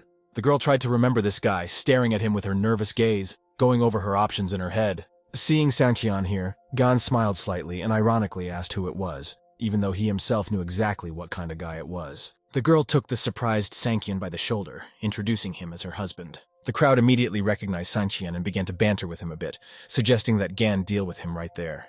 Raising his hand to his subordinates, Gan made it clear that there was no need to scare the already trembling pair. For himself, he thought he might allow such a thing, just to check on Sanqian. An indignant Yingxia reminded her interlocutor that she had come here to discuss business, not to humiliate her husband. A confused Sancan thought about what his wife had called him. As Gan lit a cigarette, he agreed with the girl and pointed out to her that his guys would stop discussing Sanqian once Yingxia paid them 1 billion yuan. After continuing his sentence, Gan revealed that for that amount of money, he would not only stop interfering with the Su family, but would even start protecting them. Yingxia immediately realized that the amount was unrealistic, and Gan was just messing with them. But on top of that, she suspected that someone was secretly stirring up the topic behind their back. The girl explained to the bandits that she was looking for them for the sake of the project, and hoped for the sincerity of the guys, after which she was going to give them the folder. One of the guys brazenly snatched the project folder out of the timid girl's hands. The man in the red hoodie then handed the folder of projects to his boss. After reluctantly looking over everything inside, the guy looked mockingly in the direction of the couple, calling the room not bad and suggesting that Yingxia come with him.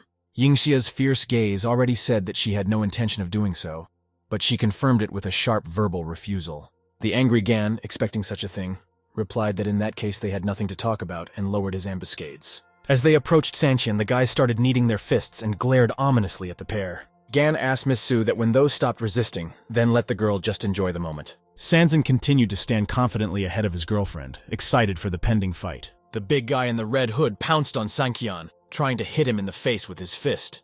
The boogeyman's fist was already in front of Sancan's chin, which could knock him right out with the first punch. Abruptly, Sancan parried the punch by grabbing his opponent's arm. No one expected this kind of reaction from the guy. With surprise, the ambo slumped to the floor, certainly not without the help of a footstep from Sancan. Surprised, Yingxia didn't expect such skills from her husband. She was already preparing for the worst. The outraged crowd of bandits watched this and cried out in a voice of incomprehension at how the useless Han Sanqian could do such a thing. Immediately afterward, the table where Gan was sitting flew aside, thrown aside by Sancan, who was angered by the blatant extortion and threats. An outraged Sancan gave Gan a chance to explain himself, after which he began threatening that he might kill them all. Angry Gan did not understand where Sanqian got so much courage, so he began to threaten his subordinates in response. Just then another group of people rushed into the building, hurriedly tapping the soles of their shoes on the floor. Yingxia turned around at the loud sounds of the oncoming crowd, not realizing what was going on. It was Lin Yong who had come to Sanqian's rescue, after which Gan couldn't understand what was going on here. Gan assured the guys that he had a backup plan for all of this, and if Lin Yong killed him, they would be in huge trouble. Yingxia called out to her husband, worried that something bad might happen. Sancan reassured his wife and asked her to wait in the car, assuring her that Gan would not do anything to her. Sancan picked up the knife that Yong had in front of him, then asked if Sancan definitely wanted to massacre his wife's abuser. Sancan assured under the glances of a nervous Gan that he had decided for himself that he must straighten him out. He pointed the knife toward Gan's throat, from which sweat poured down in buckets from nerves. The Sancan in the beach suit told Gan that he was about to teach him good manners, hinting that the bandit was living his last day. Sanqian held the knife in front of the face of the terrified Gan, who was in anticipation of his death. Gan was already ready to accept death, but Sancan stopped, suspecting something wrong. Sancan wondered if Gan had been told what to do beforehand, suspecting that the guy might know something. Gan demanded Sancan to kill him if he wanted trouble in the future, which would start the day after his death. Sancan asked Yong to call him later when they were done with everything. Stepping away from the crowd, his friend Sancan asked him to beat Gan until he confessed everything, who ordered him to do so. As the recumbent Gan was being beaten by Yon's ambassadors with his legs, he tried to scare them by saying they wouldn't just get away with it. The already beaten guy, still getting punched in the face, asked Yon in surprise if he was afraid of his revenge. Yon stood confidently with his eyes closed, not wanting to see Gan get beaten, but he was desperately begging to stop. Gan's face was already covered in blood, and realizing that the bandits would not stop, he promised to tell everything, and said that he had been asked to do all this by Haichao. The guys stopped beating, and Gan told them that Haichao wanted to marry him to Yingxia, and so he exposed the case in Yunchen, all of which he is doing to kick Yingxia out of the Su family. At first, Sun Tian didn't believe that his wife's cousin was capable of such a thing. Afterward, Sanqian remembered about the Chengxi project, how he had let Haichao get out of it, but was also unhappy that the latter had dragged his wife into it. Angry and wanting revenge, Sancan vowed to take revenge and kill Haichao, holding a knife in his hand. Inxia's car continued to be parked outside the building where she was waiting for her husband. As she saw him walk to the door and was about to open it, his wife called out the guy's name. She worriedly asked if he was okay, then inquired if the problem with the Chansey project had been resolved. The guy who got behind the wheel smiled at his wife, and after putting on his seatbelt, assured her that everything was solved and she shouldn't worry. Inxia had many questions about what she had seen and heard. She started asking her husband how he was able to make arrangements with Gan, then asked who were the subjects of the guys who entered the building. In the departing car, Sanqian asked his wife not to worry and to tell his grandmother that all the problems had been taken care of. Earlier in the morning, it was at the Su family's office, where work was apparently in full swing. The staff sat in the conference room, led by Madame Su, as if they were expecting someone. Grandma was trying to find out why Inxia wasn't at their meeting, trying to see if anyone had heard anything about her. Haichao ironically prompted that he knew, as if Yingxia hadn't come home last night. Grandma wanted to know exactly what her grandson meant, and why he thought Inxia hadn't come home. The boy explained to his grandmother that he had found out how Gan had done business with their family, after Haichao had given a lot of money to follow the bandit, and sent Yingxia to reconcile. But she still hadn't returned. Haichao introduced Gan's identity as a notorious gangster, and Yingxia went to his private home, after which she never returned because she assumes his sister slept with the gangster.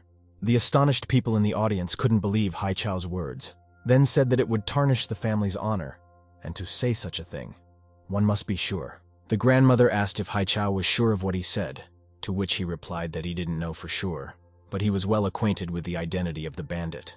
Grandmother tapped her hand on the table and added that Inxia was a disgrace to the family, so there was no forgiveness for her. People in the audience did not expect this from their colleague, so they began to actively talk negatively about her. Just then, the door to the conference room was opened by a gentle female hand, trying to keep the noise down. The girl apologized for being late and explained that Chang had asked for the documents to be sorted and forwarded to him, so he couldn't make it on time. A grandmother asked her granddaughter if the problem with the Chansey project had been solved. The joyful girl confidently assured Madame Su that everything was resolved and they would have no more problems. Haichao mockingly asked how she could handle Gan and how much it had cost her. Remembering what had happened, the girl realized that she didn't know how the situation had been resolved, but assured everyone in the room that she hadn't spent any money. Surprised, Madame Su asked how then she managed to cope with all the problems without money. Did her granddaughter really sleep with a bandit? The girl indignantly asked her grandmother how she could even think of such a thing. But in her head, she realized that if she told the truth that Sancan had decided everything, no one would believe her. Just then, with a sharp tap of his foot, the door to the conference room opened, where some man was heading. It was John, who had a body dragging behind him with a bag over his head. He said hello to everyone and added that he had a small gift. An indignant Haichao decided to reprimand the unwelcome guest and asked how dare he invade the Su family building and cause trouble. Big Yan simply ignored the blonde man's words and walked past him, heading towards Madame Su. The guy introduced himself as Lin Yong and said that he had helped the Su family solve an important problem, and then wanted a monetary reward. A guy in the audience recognized Yan and called him a small figure in Yunshin. The indignant workers stood up, after which they said that they could not allow such a thing to happen when someone came to Su's house and demanded something from them. At one time, Madame Su treated Yan respectfully and assured that in case he really helped their family, she was ready to thank him for such a favor. After confirming that his favor was really worth it, and the grandmother would spare no expense, he prepared to remove the bag from the hostage's head. Yan abruptly removed the sack under which the beaten Gan was hiding. An indignant Yan rudely asked the guy to tell Madame Su everything, exactly how it happened, and who asked him to do it. Haichao, who was afraid that he might be exposed right now and reveal his sneaky nature, became wary. Pointing his finger at Haichao, Gan told his grandmother that her grandson had asked to raid the construction workers. Haichao loudly denied his involvement and said he didn't know the man and was seeing him for the first time. Gan tried to prove Haichao's involvement by making some arguments and accusing him of turning a blind eye to his entire family. Grandma listened to the bandit's words that he had no reason to just harm Su's family afterward. Under Madame Su's piercing gaze, Haichao continued to lie and tried to prove that he was uninvolved. Gan got up from his knees, then narrated Haichao's full plan, how he wanted to attack Yingxia, embarrass the Su families, and kick out his cousin. The hypocritical crowd of co-workers immediately took Yingxia's side, behind her back saying that this was a despicable act from Haichao, even though just a couple minutes ago they believed him and considered Yingxia a disgrace. Haichao fell to his knees in front of his grandmother, realizing that he couldn't lie anymore. The blonde man was still trying to defend himself, but Madame Su had become clear enough. Su Guolin tried to apologize to Madame Su, assuring that he would punish his son severely. The situation was tense and Grandma was hesitant to do anything. When he approached Yan, He explained that internal issues and family problems were next, but she was grateful to him and asked him to name the amount. Yan pulled the sack over Gan's head again, then tightened the rope at the bottom to better secure it. The guy assured Madame Su that he didn't need anything for now and he was glad that those found the culprit. He also promised to come back again. Boiling with anger, the grandmother held the guest in hostage with a glance, then thought about how to punish Haichao. Haichao kneeled down and looked at his grandmother's back, waiting for some sort of reaction from her. Grandmother turned to Yingxia, asking her to choose a punishment for Haichao. Yingxia thought to herself nervously that if her grandmother had ordered her to choose her punishment, she was really mad at the guy and was preparing something cruel for him. Yingxia was hesitant to decide on her brother's punishment, so she asked her grandmother to decide for herself. Madame Su stood pensively while her grandson and granddaughter looked in her direction, waiting for something. After a brief thought, Madame Su ordered the boy to stay out of their company for a while, until he realized what he had done. Overjoyed at his essentially impunity, Haichao assured his grandmother that he had been wrong and he really should consider his behavior. Yingxia was amazed at how Haichao managed to get out of this situation dry and without consequences. The girl couldn't believe her ears. Madame Su forbade mentioning her grandson's actions in the future, which made Yingxia even more upset. The crowd, who just a few minutes ago were ready to kick Haichao out, now seemed to have forgotten what the guy had done and how he was trying to embarrass their family. Haichao is pleased with himself, telling his sister that he is special, and his grandmother will always be on his side because of the huge difference between them. The blonde then explained to his cousin that she was a nobody and was just being used to accomplish goals. Haichao also recalled that if it wasn't for the co-op with Chengxi, the girl wouldn't have even been able to enter the conference hall.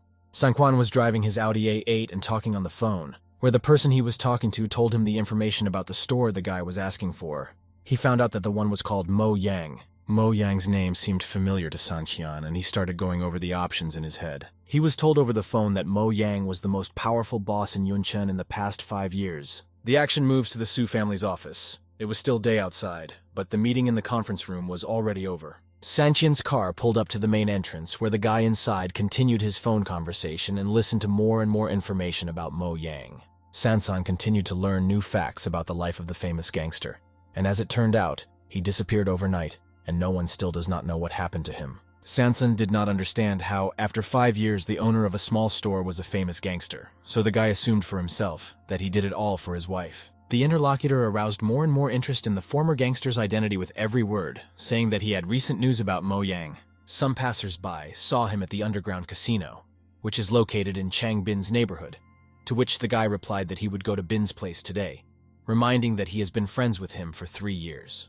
Yang on the phone tried to explain to his friend that Chang Bin is a serious man and will not be easy to compete with and advised him not to interfere, to which Sancan asked the man who gave him the right to make decisions. Yan realized he'd said too much and assured him that he'd help Sancan, just let him recruit him when he was ready. Sanqian did not notice his wife hurriedly left the office, because she suddenly appeared and opened the car door. The girl sat down next to her husband in the passenger seat with a disgruntled expression, crossing her arms in anger. Sanqian immediately noticed that his wife was not in a good mood, so he decided to ask what was making her so angry. After all, the problem was solved, and Madame Su should have praised her. The girl wanted to speak out, so she told her husband what had happened in the conference room, not understanding why her grandmother was humiliating her for Haichao's sake, since all the evidence was against him.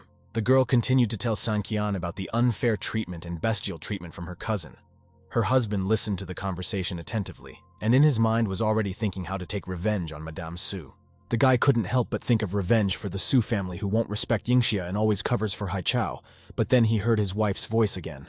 Yingxia became very curious about how much money her husband paid Lin Yong to publicly humiliate Haichao, to which the guy replied that he actually spent money on it. His wife grabbed Sanqian by the collar of his jacket and demanded to name the amount he had paid for it, piercing him with her gaze.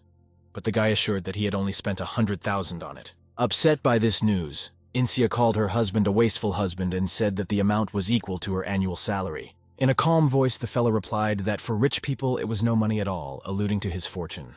Yingxia kept thinking about the 100,000 her husband had paid to save his wife's face. But Sanqian didn't understand in his heart what his spouse was getting so worked up over such pennies. At Yingxia's house, Sanqian informed his wife that he would need to go somewhere in the evening, to which she calmly replied that he could go. Standing in front of the lamp, the girl thought for a second. Wouldn't her husband be looking for someone else? Examining the scissors under her pillow, Yingxia came to the conclusion that she and her husband had been a family for 3 years, but never looked like a married couple. She had no right to ask her husband about his love life, and was forced to sleep with scissors every night for the first year. Only after this year did Sanqian's vague intentions disappear, and he gradually began to lose his pressure. But the scissors still remained under his pillow. The girl opened the nightstand and then put the scissors there, and told herself that today was the time to put them away. As the girl closed the nightstand, she wondered why the guy was hanging on, living with a hottie like her. The girl bent over and examined her gorgeous figure in the mirror. Dressed in bedroom lingerie, she looked gorgeous, and asked herself if the guy wasn't interested in her. Later such thoughts left her, and she felt ashamed of what she was discussing with herself. Yuncheng Night District, where gambling establishments abound and real life thrives at night. Here you can also see the sign of the casino where wealthy people from all over the city gather to gamble. A swanky room with tables and roulette was in the building of this casino. Everything looked very expensive. At one of the tables sat Sancan with his buddy Yong, who was standing next to him. Time after time Sancan won money, to which he attracted the attention of the ladies behind him. Pensive John saw the security camera lenses looking at them in addition to the beautiful girls. To himself, he didn't understand how his friend had the courage to come here without guards. Yang also didn't understand for himself how Sanqian could win so much. And he also feared that if Chang Bin revealed the guy's foul play, they wouldn't get out of here alive. Sanqian's game was being watched by someone through the screen using security cameras. The man appreciated Sanqian's luck, who had won time after time, and asked him to invite him to his place. He wanted to show them his two methods, which he looked at with particular interest. These methods turned out to be the connected boss and his wife, who worked at a restaurant across the street from the Su family's office. The story shifts to the office of the owner of a swanky casino. The man extinguished his cigarette on his hostage's shoulder and burned his jacket. As the guy continued to put out his cigarette, he reminded the bound man of their fight, noting that he hadn't expected such consequences. The girl was shocked at this treatment of her husband, to which she attempted to yell through the duct tape that covered her mouth. The casino owner slapped the girl on the cheek, calling her a smelly girl and reminding her that she and her husband were here because of her. After humiliating the guy to the girl, the man assured her not to worry and that she would be taken care of by his brothers.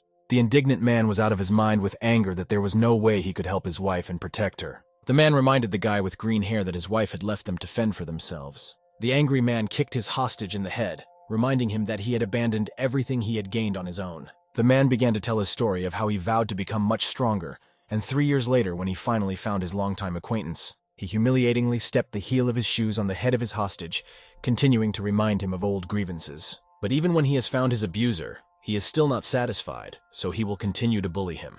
Just then, one of the assistants entered the room abruptly, alerting the boss that the two from the hall had arrived. Leaving the pair to his brothers, the man's interest immediately turned to the two lanky men from the hall, to whom he headed. Through the door of the VIP lounge, a man could be heard entering and trying to figure out who was about to be in front of him. The man assumed that John had come here to relax, but to his surprise, he wasn't alone. He tried to ask the name of the guy who sat with Jan, running through his head about his status, if he was allowing himself to sit next to Jan as if he were his security guard. Sanqian introduced himself, giving his first and last name. There was no fear of the owner of the establishment in his eyes. After saying his guest's name again, the casino boss still didn't immediately realize who was in front of him. Sitting down across from him, he asked why the guy had a similar name to the Su family's son-in-law, assuming he had heard his name wrong. The confident young man introduced himself once more, only he had already identified himself as the trashy son-in-law from the Su family. The man couldn't believe the boy's words, for he had imagined Han Sanqian differently. Finally realizing that his guest was telling him the truth, he tried to find out how much he had paid Jan to bring him to this office. With a slight sneer, the casino owner tried to ask Sanqian what such a big man wanted from him and what he was doing here. Sanqian got straight to the point and asked the man if he had caught Mo Yang. The man fell into a stupor for a couple seconds, not knowing what to answer. He didn't understand how this young guy could know Mo Yang. Just then, surrounded by his brothers, Bing confirmed Sanqian's words that he had caught him. Only why did he need him? Sancan asked about the conditions under which he could release him, carefully and carelessly adjusting his sleeves. An annoyed Bin got up from his chair and was a little surprised at the guy's insolence, to which he turned to threats and said that Sanqian had no right to demand anything. Sanqian continued to listen to Bin's threats and statements that he wasn't afraid of the Su family, and they wouldn't have the strength to push him around. An indignant Sanqian rose from his seat and said that the Su family had no deterrent, but for such bullies, there was him. After repeating his name, the cocky Sanqian, looking directly into Bing's eyes, declared that he alone was enough to influence his decision. The brothers stood in front of Bin, covering him with their bodies, and the one from their back stated that he didn't care about Yang and the Su family's connections. Bin ordered his subordinates to beat up Sancan, after which he threw him out in disgrace. This was all watched by an excited Yan, who was expecting a vicious fight. Bing's brothers scoffed at Sanqian's boldness, after which they prepared to cripple him, all of them swooping down with fists on the guy. Bean advised Yan to save face, for the next time he would get even more than the last. Bean heard the sounds of a violent fight. His cigarette even flew out of his mouth. To his great surprise, he could see the battered face of one of his brothers, not Sanqian. Bean looked nervously at what was happening and couldn't believe what was happening to the end. Ben couldn't completely understand what had just happened behind his back, a genuinely surprised expression on his face. All his brothers were lying beaten on the floor. Bing didn't want to believe it, thinking that Yang and Sanqian wouldn't be able to beat everyone. Realizing what had just happened and the fact that his entire guard was now lying knocked out, Bean turned around, sensing someone behind him. It was Sanqian, who was leisurely heading towards the casino boss. He looked very angry. He grabbed Bin's throat sharply, which the big man could not have expected, for Sanqian did not look like a man to be feared. With a death threat, Sancan asked the inhospitable fellow to take him and Yang to Yang. In an attempt to break free, Bin began to threaten the boy and Sue's family, insinuating that they were destined for his revenge. Sancan lifted the bully up with one hand, making him breathlessly beg to let himself go. Realizing that his guest was serious, and otherwise Bin would simply suffocate, he still decided to take the guy to Yang. Slowly and frighteningly, the door leading to the hostages opened. The frightened husband and wife tried to see who had disturbed them, expecting to see Bin and his brothers continuing their torture on them. Surprised subordinates recognized the tied-up guy as the boss and couldn't believe it. John and his wife saw a guy who came to their restaurant every day, and it raised quite a few questions for them. Sancan ordered Yan to close the door to prevent the others from seeing or hearing what was about to happen in the room. Yang turned away from Sanqian, who began to squeeze Bin's throat even tighter, and started to close the door. With all his strength and fury, Sanqian kicked his assailant under his breath, after which he almost lost consciousness. The man fell at Sanqian's feet, not expecting such a strong blow. It was already clear that he would not be able to resist. Sancan decided to take revenge on Bin for bullying Yang. Therefore, he also placed the sole of his shoe on the bandit's head. While Sanqian was playing with Bing, Yang was able to untie the captives, after which Yang asked his savior why he had come here. Sancan explained that he noticed his closed store and wanted to find the guy, and lying Bin threatened that if the guy didn't let him go, he would find death. In response to the insolence on the part of the defeated opponent, Sancan hinted that he did not allow the latter to speak. Squeezing Bean's head harder, he ordered the recumbent not to speak again without permission. Yang pushed his wife to the side away from him, most likely wanting to do something afterward. Sancan watched his friend with interest, trying to figure out what exactly he was going to do now. Yang asked for Yan's help to hold his wife, to which Yan didn't understand exactly what Yang wanted to do, but agreed. The guy picked up a huge knife that was on the table and talked about how he didn't want his wife to see him being so violent. He bent over the defeated Bean and reminded the man that they should settle the score, hinting that he wanted to kill his assailant. Bean assumed that Yang wanted to kill him, but warned him of the serious consequences after his death for him. Yan, who was holding Yang's wife, also feared this and tried to dissuade him from killing her, explaining that Bin's death wouldn't solve anything.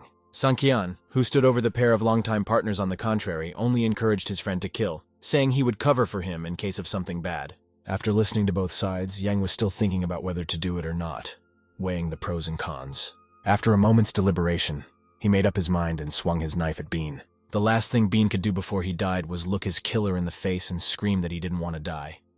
But it was too late. In front of Bing's lying corpse and Yang thinking about his deed, there was Sanqian, who had swept up the fact that Yang's subordinates were about to arrive. A huge convoy of black identical cars with Yan's men parked around the casino. Bing's subordinates were very much frightened by this, and slowly began to realize what was happening.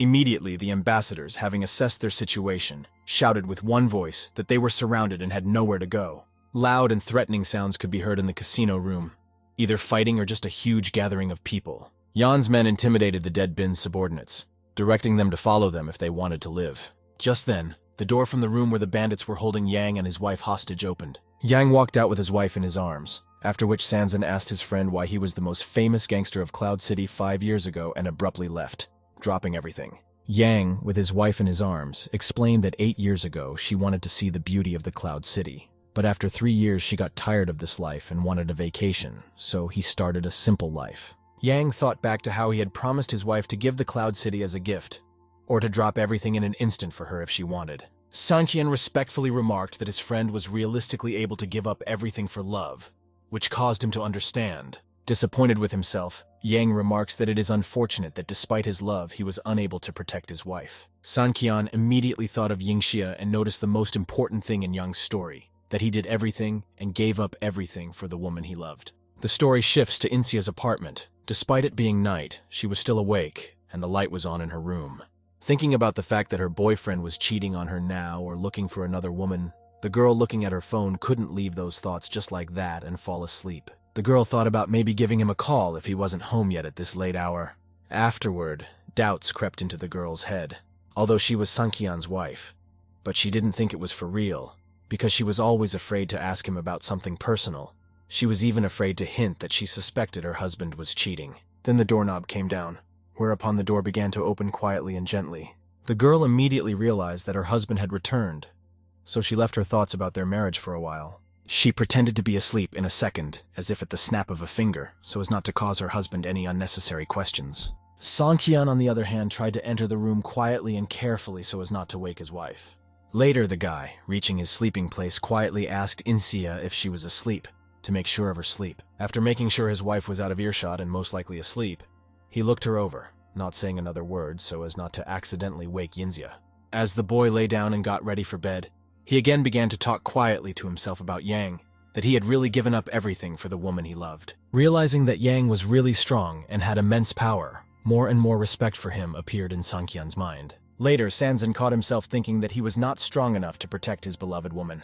Insia listened to everything her husband said, and it made her feel good when he spoke of her as the woman she loved, and that he was getting better and stronger for her sake. The next morning, the story moves to the city train station, where a bunch of people are waiting for their relatives and friends. Just then, a family came out, which by the looks of it, Sanqian was waiting to greet them. The boy greeted the relatives, who turned out to be an uncle and aunt to him. The indignant man asked Sanqian why exactly he had come and not Jianlan or Su Guoyao, to which Sanqian assured that they had a lot of things to do. The outraged man asked to call them, but his wife calmed his ardor by reminding him that Insia is now at the helm of a big project, so it's really best not to bother them right now. The woman also added to her husband that his sister doesn't take them seriously. The disgruntled man asked Sanqian if he had taken a cab to meet them. The guy proudly replied that he had come in his own car, which surprised his relatives a little, for they remembered him as a goofy boy on a moped. The couple was surprised to see an Audi A8, for this car costs 100,000. The woman also compared this car to the fact that Insia is in charge of a big project. The insolent son of the couple immediately rushed to the driver's door, saying that today he would drive, because Sanqian has no right to drive such an expensive car, to which he was asked if he knew the way. Uncle Yingxia, who sat in the rear passenger seat, also supported his son, saying that Sanqian did not buy this car. Angered by the injustice, Sanqian looked at his relatives with contempt, but still didn't say anything to them. The young guy driving immediately pulled out his phone and started taking pictures inside the interior of the expensive car. He took the shifter out of park and put it in drive mode.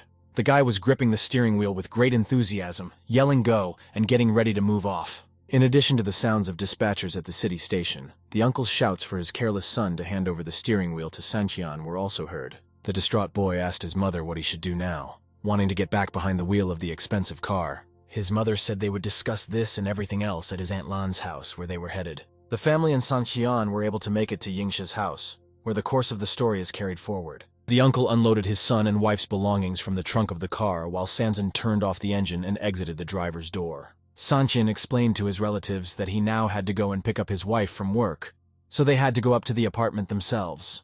The indignant uncle was not happy that they were left behind by the Su family's son-in-law, and immediately picked up on the fact that the guy didn't know how to greet guests. The aunt was a little kinder than her husband and was more understanding of Sanqian, telling him not to perjure himself. The husband continued to resent his wife to Sanqian, not understanding why she wouldn't let him escort them upstairs to the apartment.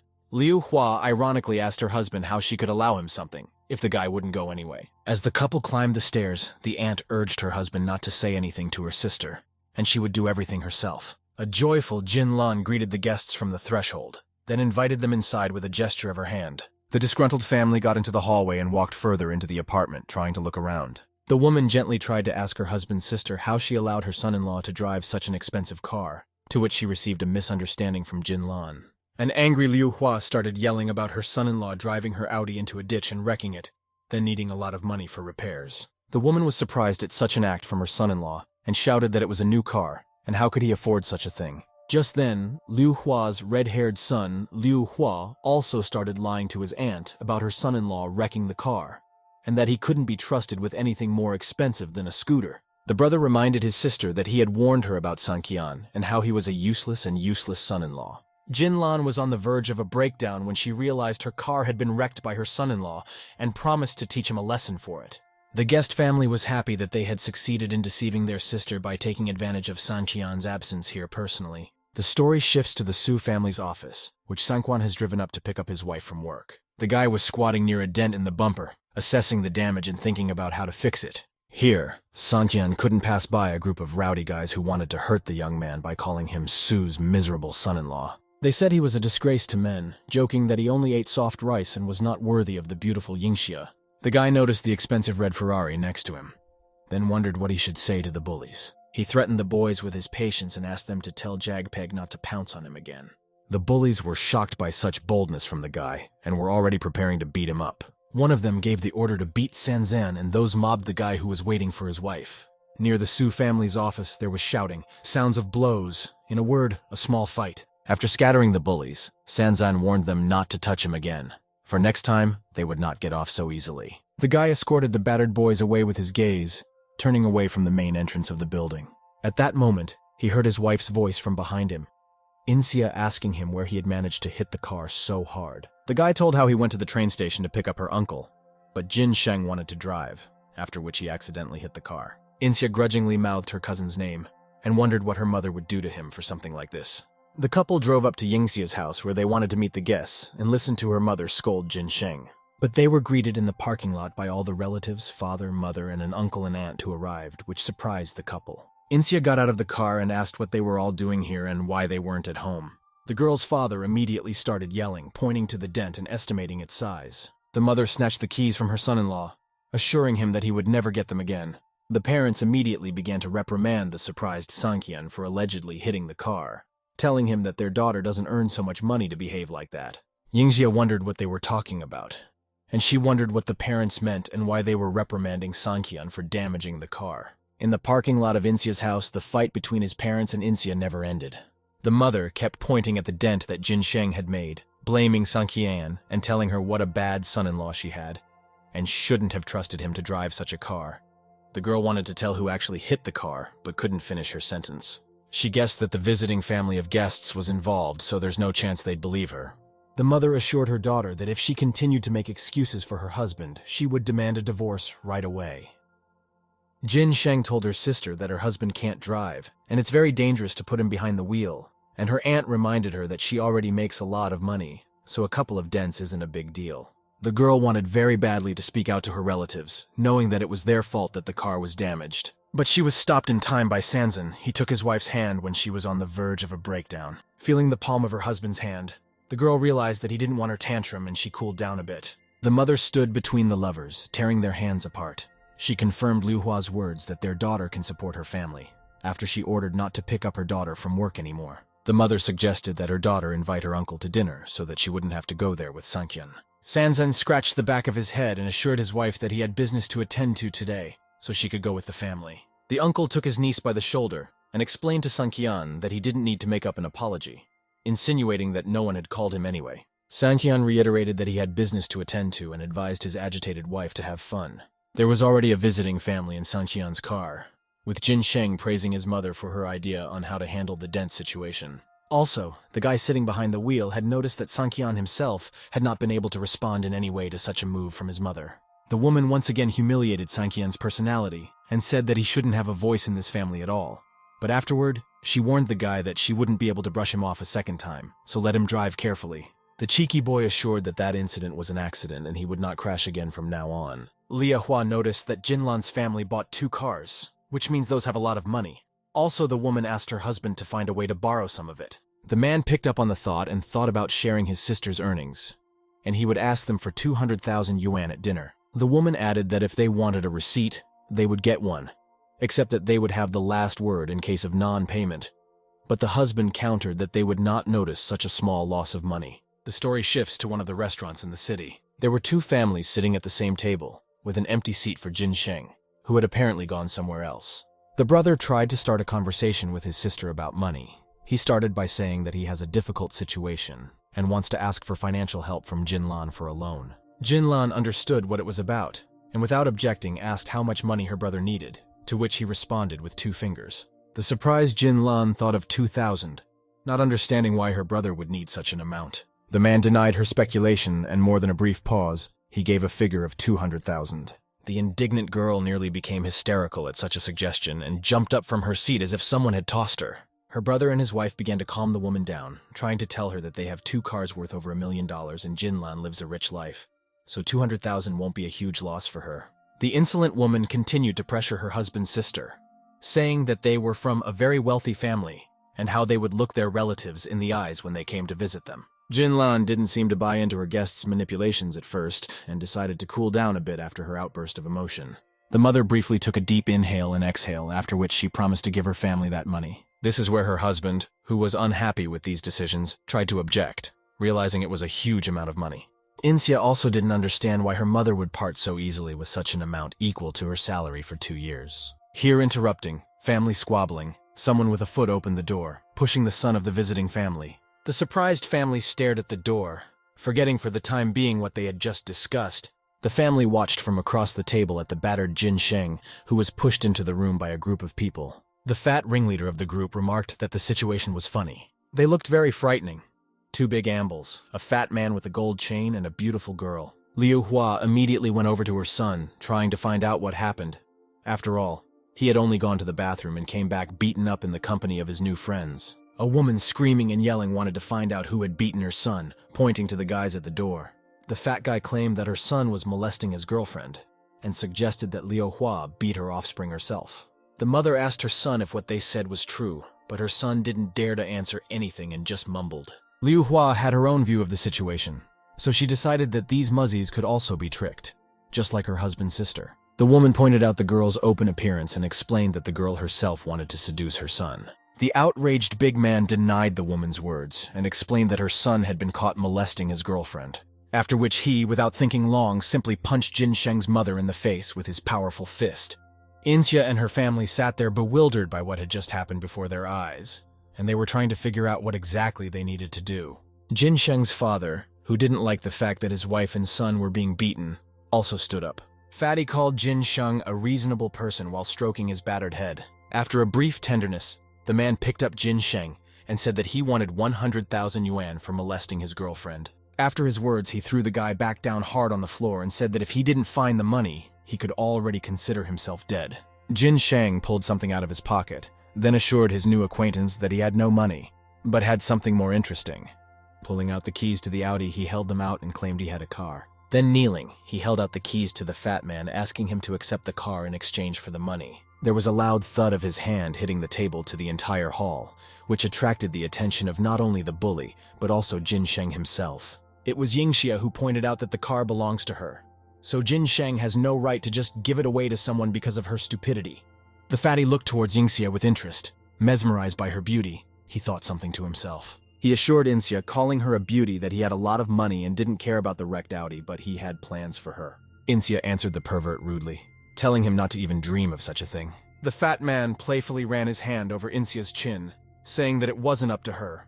Afterward, he added that no woman had ever turned him down yet. Just then, Yingxia's mother jumped into the conversation and took the bandits' hands off her daughter and said that they were from the Su family, which meant that the guys wouldn't leave here so easily. Carapuz wasn't impressed by the threats from the Su family. He just remembered something about them. He discarded Jin Lan, then he remembered that Jin Sheng also mentioned the Su family. He is not afraid of them. Insia nervously asked the guys not to cause more problems for themselves because they would end up regretting it. The guy praised Insia for his courage, then remembered that he had guests and would need to leave, but he assured that he would be back as soon as he was done with them. Leaving the 2 burly guards behind, the man left instead with his girlfriend. The 2 ambassadors assured their boss that the girl wouldn't run off anywhere and they'd keep an eye on things. Zhan Lan asked her daughter what they needed to do and suggested calling her grandmother for help as an option. The girl's frustrated father said that the grandmother would not interfere, so this fat man should be looked at a little differently, hinting to his daughter that she would have to give herself to him. Jin Lan was outraged by this stance of her husband and rhetorically interrogated if he wanted his daughter to be with this pig. Insia supported her father's point about her grandmother's inaction and explained to her mother that she was powerless here. All the power of a grandmother is only in Su's family, and even more so, she will not pounce on someone because of her unloved granddaughter. Insia pulled out her phone and told her parents that she had someone who was the only person who could help here. The surprised parents asked their daughter who it could be, expecting to hear the name of some powerful gangster. Insia's mind conjured up a portrait of her husband, who was realistically the only one who would be able and willing to protect her. Insia immediately gave out her parents her husband's name. After hearing the girl say that Sanqian could help them, her parents wanted to know what exactly their useless son-in-law could do to help. Humiliated by such a statement, Jin Sheng asked not to call Sanqian for help because it might further belittle his honor. Outraged by such words, Yingxia shouted Jin Sheng's name and ordered the man to shut up. She pointed out that if it wasn't for Jin Sheng's idiotic prank, they wouldn't be in this situation at all. Just then, a call came in on Insia's phone from her husband. The girl picked up the phone after taking the call and asked her husband where is he now. He said he was eating at home now, hinting that there was nothing to occupy him, and it was clear that he expected some kind of request from his wife. The girl said they had a problem at the restaurant, so his help was urgently needed. The guy did not have to think long, and he immediately willingly agreed to help, saying that he would come to them now. The girl was relieved to hang up the phone and exhaled, realizing that her husband would be here soon. Mother asked Yingxia to call her grandmother again, also told her not to rely on Sanqian alone. Insia did not understand her mother's indignation and said she believed in her husband, at least more than she believed in help from her grandmother. The action shifts to the fat man's table where there is food and booze. Carapuz tells his guest, who turns out to be Yang, that he is fascinated by him, and he should take care of his guest. He also confirmed that even Chang's gang is nothing in front of him, and soon the Cloud City will be his. An embarrassed Yang sweetly assured his interlocutor that if he had the opportunity, he would treat him the same way. Yang abruptly started to remember how Yang killed Bin, and Sanqian was very displeased with Yang. Also, he wondered how he would be able to compete in the city if Yang returned to the underworld. The door opened abruptly with a loud and distinctive sound, cutting off the boy's thoughts and the conversation with the fat man. It was Sancan, who had nearly kicked the door to the hall with his foot. Yang recognized the guy and got a little flustered, trying to think through what he should do next. He approached Sanqian and tried to ask him what he was doing here, but so far, he had no answer. The fatty turned towards Sanqian and asked his friend Yang who he called brother. Yang sharply replied to the puny man that he wasn't worthy of asking such a thing, hinting that Sanqian was a very serious person. Sanqian asked Yang if this guy was his friend, but Yang assured that it was just an acquaintance. Sanqian said that it was an acquaintance who boldly tried to steal his wife away from him. Angered by this information, Yang snatched up the bottle, preparing to hit the big man with it. Yang smashed the bottle over the kid's head with anger, outraged at how the kid dared to do such a thing. Yang thought to himself that his ties with this fatty might hurt his relationship with Sanqian, and the latter would change his opinion of him for the worse. Fatty didn't know it was so important and asked Yang why he cared so much, to which the guy replied that he had no right to even think about Sanqian's wife. Yang ordered his men to beat up the fat man for such behavior while Sancan watched it all. Sanquan turned around and headed for the door, asking his friend if he could figure this place out alone, to which he received an affirmative answer. Jin Lan had been doubting the guy more and more and saying nervously that he was unreliable and wouldn't come, and now he was huddled at home in fear. Liu Hua, along with her son, continued to sling mud at Sanqian, calling him scum, after the woman reminded that her son was injured and they needed to go to the hospital immediately. Insia prepared herself to say what she thought about her family. She started yelling at them, preparing a great speech to keep them from opening their mouths for a long time to come. But Insia's tantrum was interrupted by the door opening abruptly. The adults were horrified to see the muzzies there, who would now proceed to beat and intimidate them. But to their great fortune, it was only their unloved son-in-law who sorted things out. Insia called her husband by name and glistened with joy that the problems had been solved. After a short pause, she ran up to him and he suggested that after all this she should finally go home. Jin Sheng didn't understand where this couple was going, and decided to ask his sister how they could leave them. He had a hint that the fat man and his guard should stand outside and wouldn't let them out of here. Sanzan looked at the guy with a smile, and to himself laughed a little from his startled eyes. The pair simply headed further towards the exit without paying attention to Yingxia's cousin's words. Already the whole family had left the room, and a surprised Jin Sheng couldn't believe that no one was trying to stop them. But he noticed something on his way out that gave him a real shock. His eyes felt like they were popping out. Yang invited everyone to watch, and ordered the bullies themselves to kneel. All the muzzies who had recently humiliated the family were kneeling in front of Yang, which surprised Jin Sheng, who was still afraid to come out to them. With a shout, the boy recognized his abusers, and the fat man was anticipating what was about to begin when he recognized Insia. Insia pressed herself against her husband and tried to ask him what was wrong, to which he asked if there was something wrong with her. In a nervous and shaky voice, she correctly noted that the bullies were all kneelers. Sanqian tried to guffaw, saying that they all might have tripped at once. The fatty wanted to object to Sanqian's false words, trying to say something, But immediately the formidable Sanqian clenched his hands into a fist threateningly in front of the puny man's face. At the same time, the chubby guy looking at such a picture realized that he didn't have many options. The fatty changed his mind to contradict Sanqian's version, so he confirmed that the floor here was very slippery, and they all stumbled. Sancan tried to assure his wife that this was the case, but in his heart he knew she was being deceived. Insia continued to walk under her husband's arm, wondering if he was the one who had beaten them all or had asked someone to do so. The action shifts back to Insia's house, after all those terrible events at the restaurant. Jinlan slapped her hand sharply on the table. Apparently she was dissatisfied with something. Later, the woman began pointing her finger in the direction of her husband, accusing him of scolding her.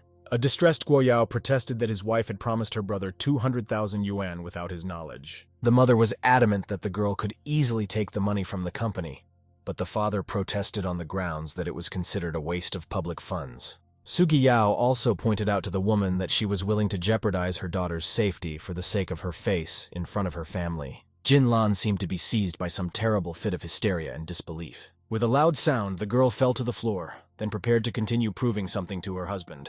The woman said she didn't want to live any longer and married a bum, trying to justify herself.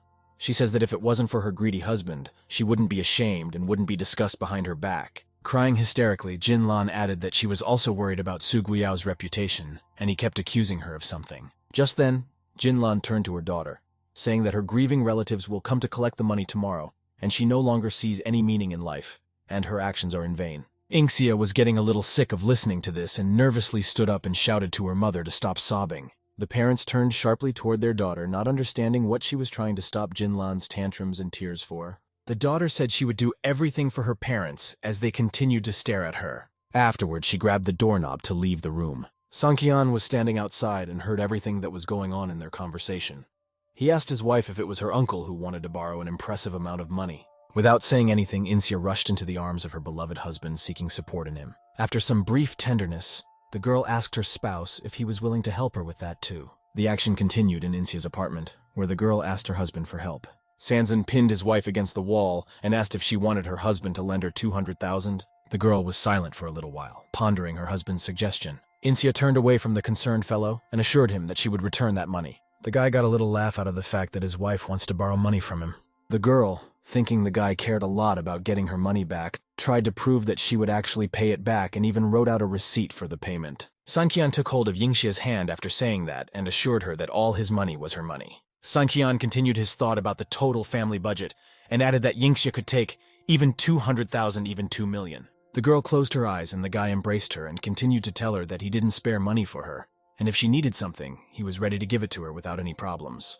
The guy kissed his wife on the forehead very tenderly and dotingly, then asked her how she could ask her husband to borrow money. Insia pushed her spouse away, not agreeing that she was allowed to take his money for nothing.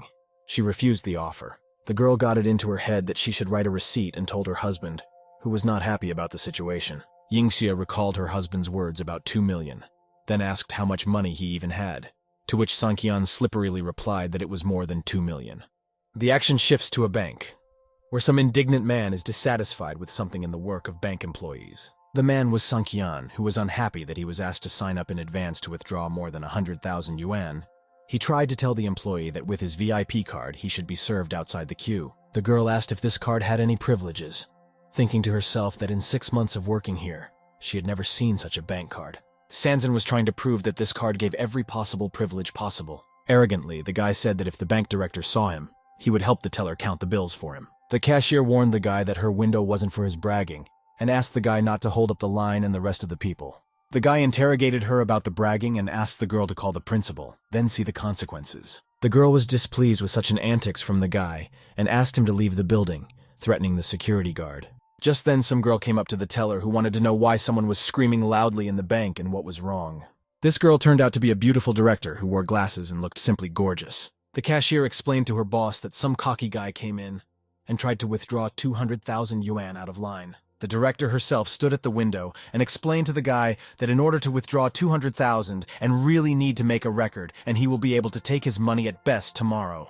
Sancan decided to ask again if having a VIP card would change the rules for him. In Sanqian's hands was a gold-colored VIP bank card with a drawing of a dragon wrapped in a figure 8. The director immediately recognized what the card was, so she looked at it a little more closely. The director ran out of the cash register to the surprised words and looks of her employee. The girl ran out into the hall to her customer and apologized to him. The cashier still didn't understand exactly what her boss was doing. The director bowed to the arrogant client and assured that the guy could get his money today. Sanqian held out his bank card to the principal before asking about when he could collect his money. The girl, almost on her knees, explained that the man could take the money now. Then she again apologized and asked the client to go to the VIP room. The outraged principal also asked her cashier to apologize to the guy as soon as possible if she wanted to keep her job. The crowd of customers who watched this were thrilled to see the bank teller apologizing to Sanqian, admiring the guy. Apparently, the red-haired teller was not liked by everyone in this bank, if people were happy to humiliate her in front of a customer. After not long minutes of waiting, Sanqian can finally leave the bank building, having accomplished everything he wanted to do. The guy with the bag of money was escorted out by the director and the cashier, who had recently apologized to him. The girl looked at the guy with great interest, thinking how handsome and rich he was. Afterward, she assumed that this was an important person in their city. The principal sent her employee home for a little rest and assured her that she would notify her when she could return to work. But the girl didn't realize what she had done wrong. The principal explained that the teller was suspended because she didn't know basic things about the bank, after which she tried to inquire about her employee's qualifications, but she still didn't understand. The principals tried to explain to her employee what the card was. She narrated that it was an exclusive customization of their bank for those with an account for more than 10 million. Surprised by such an amount, the employee queried how much the guy had in his account, not believing such a number. The story shifts to Yingxia's parents' apartment, where Sanquan has arrived after withdrawing money from the bank. Once inside, the boy held a backpack with the entire sum of 200,000 yuan and told his mother that he had brought this money for Inxia. Liu Hua snatched the guy's backpack out of his hands and grudgingly asked why he was at the bank for so long. She couldn't wait to see the money. The cheeky guest opened her backpack to check if all the money was in place. There were wads of cash piled inside. The family looked greedily at the contents of the backpack before explaining to Jinlan that they still had their own things to do, so they needed to go. Jinlan asked Sanqian to guide the family, who hurriedly headed for the exit.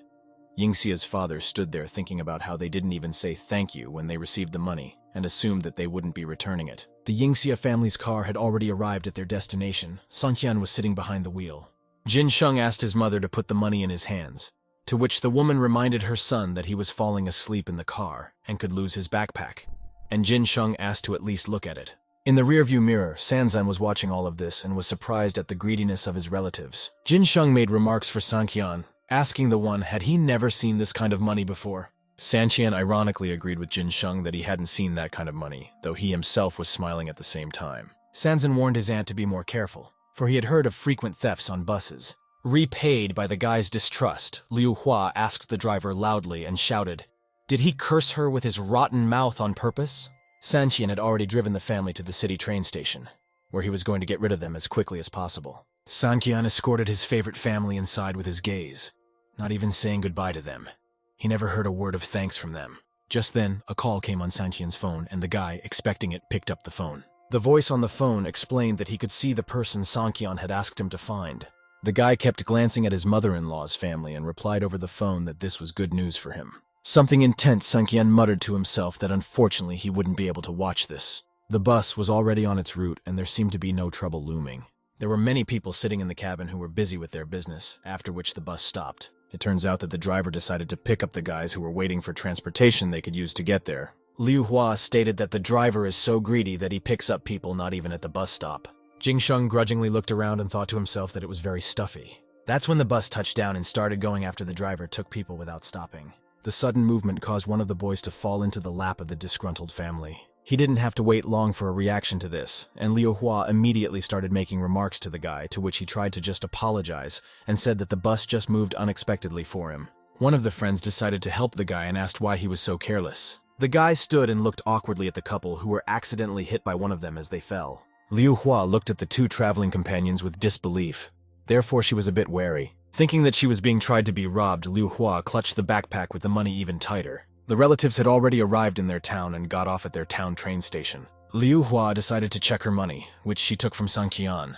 Then she found white papers in her backpack and shouted indignantly where her money was. The family gathered for a few seconds, listening to Liu Hua's hysterics about losing the money. In front of the Su family's office was a car, where the guy was assured over the phone that the money had been obtained and would be with him tomorrow. The guy thanked the interlocutor and thought to himself that he would teach the insolent family a lesson that his money would not be given for nothing. Here in the car, the door was opened by Insia, who invited her husband to have dinner tonight. To what he asked, "What is the reason for such a holiday?" Insia explained that she wanted to thank her husband for the money and said she had booked a room for them at the Grand Hyatt Hotel. The action shifts to the UFO building where the Grand Hyatt Hotel is located. Sanqian and Yingxia have already arrived on the scene. Insia started arguing with the hotel employee, saying she had a reservation for 6:30, and it was now 5:30, not understanding how all the seats could be taken.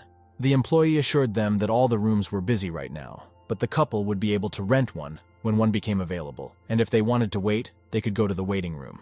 All at the same Grand Hyatt Hotel, Insia's outraged that she had booked a room and they couldn't just send them away.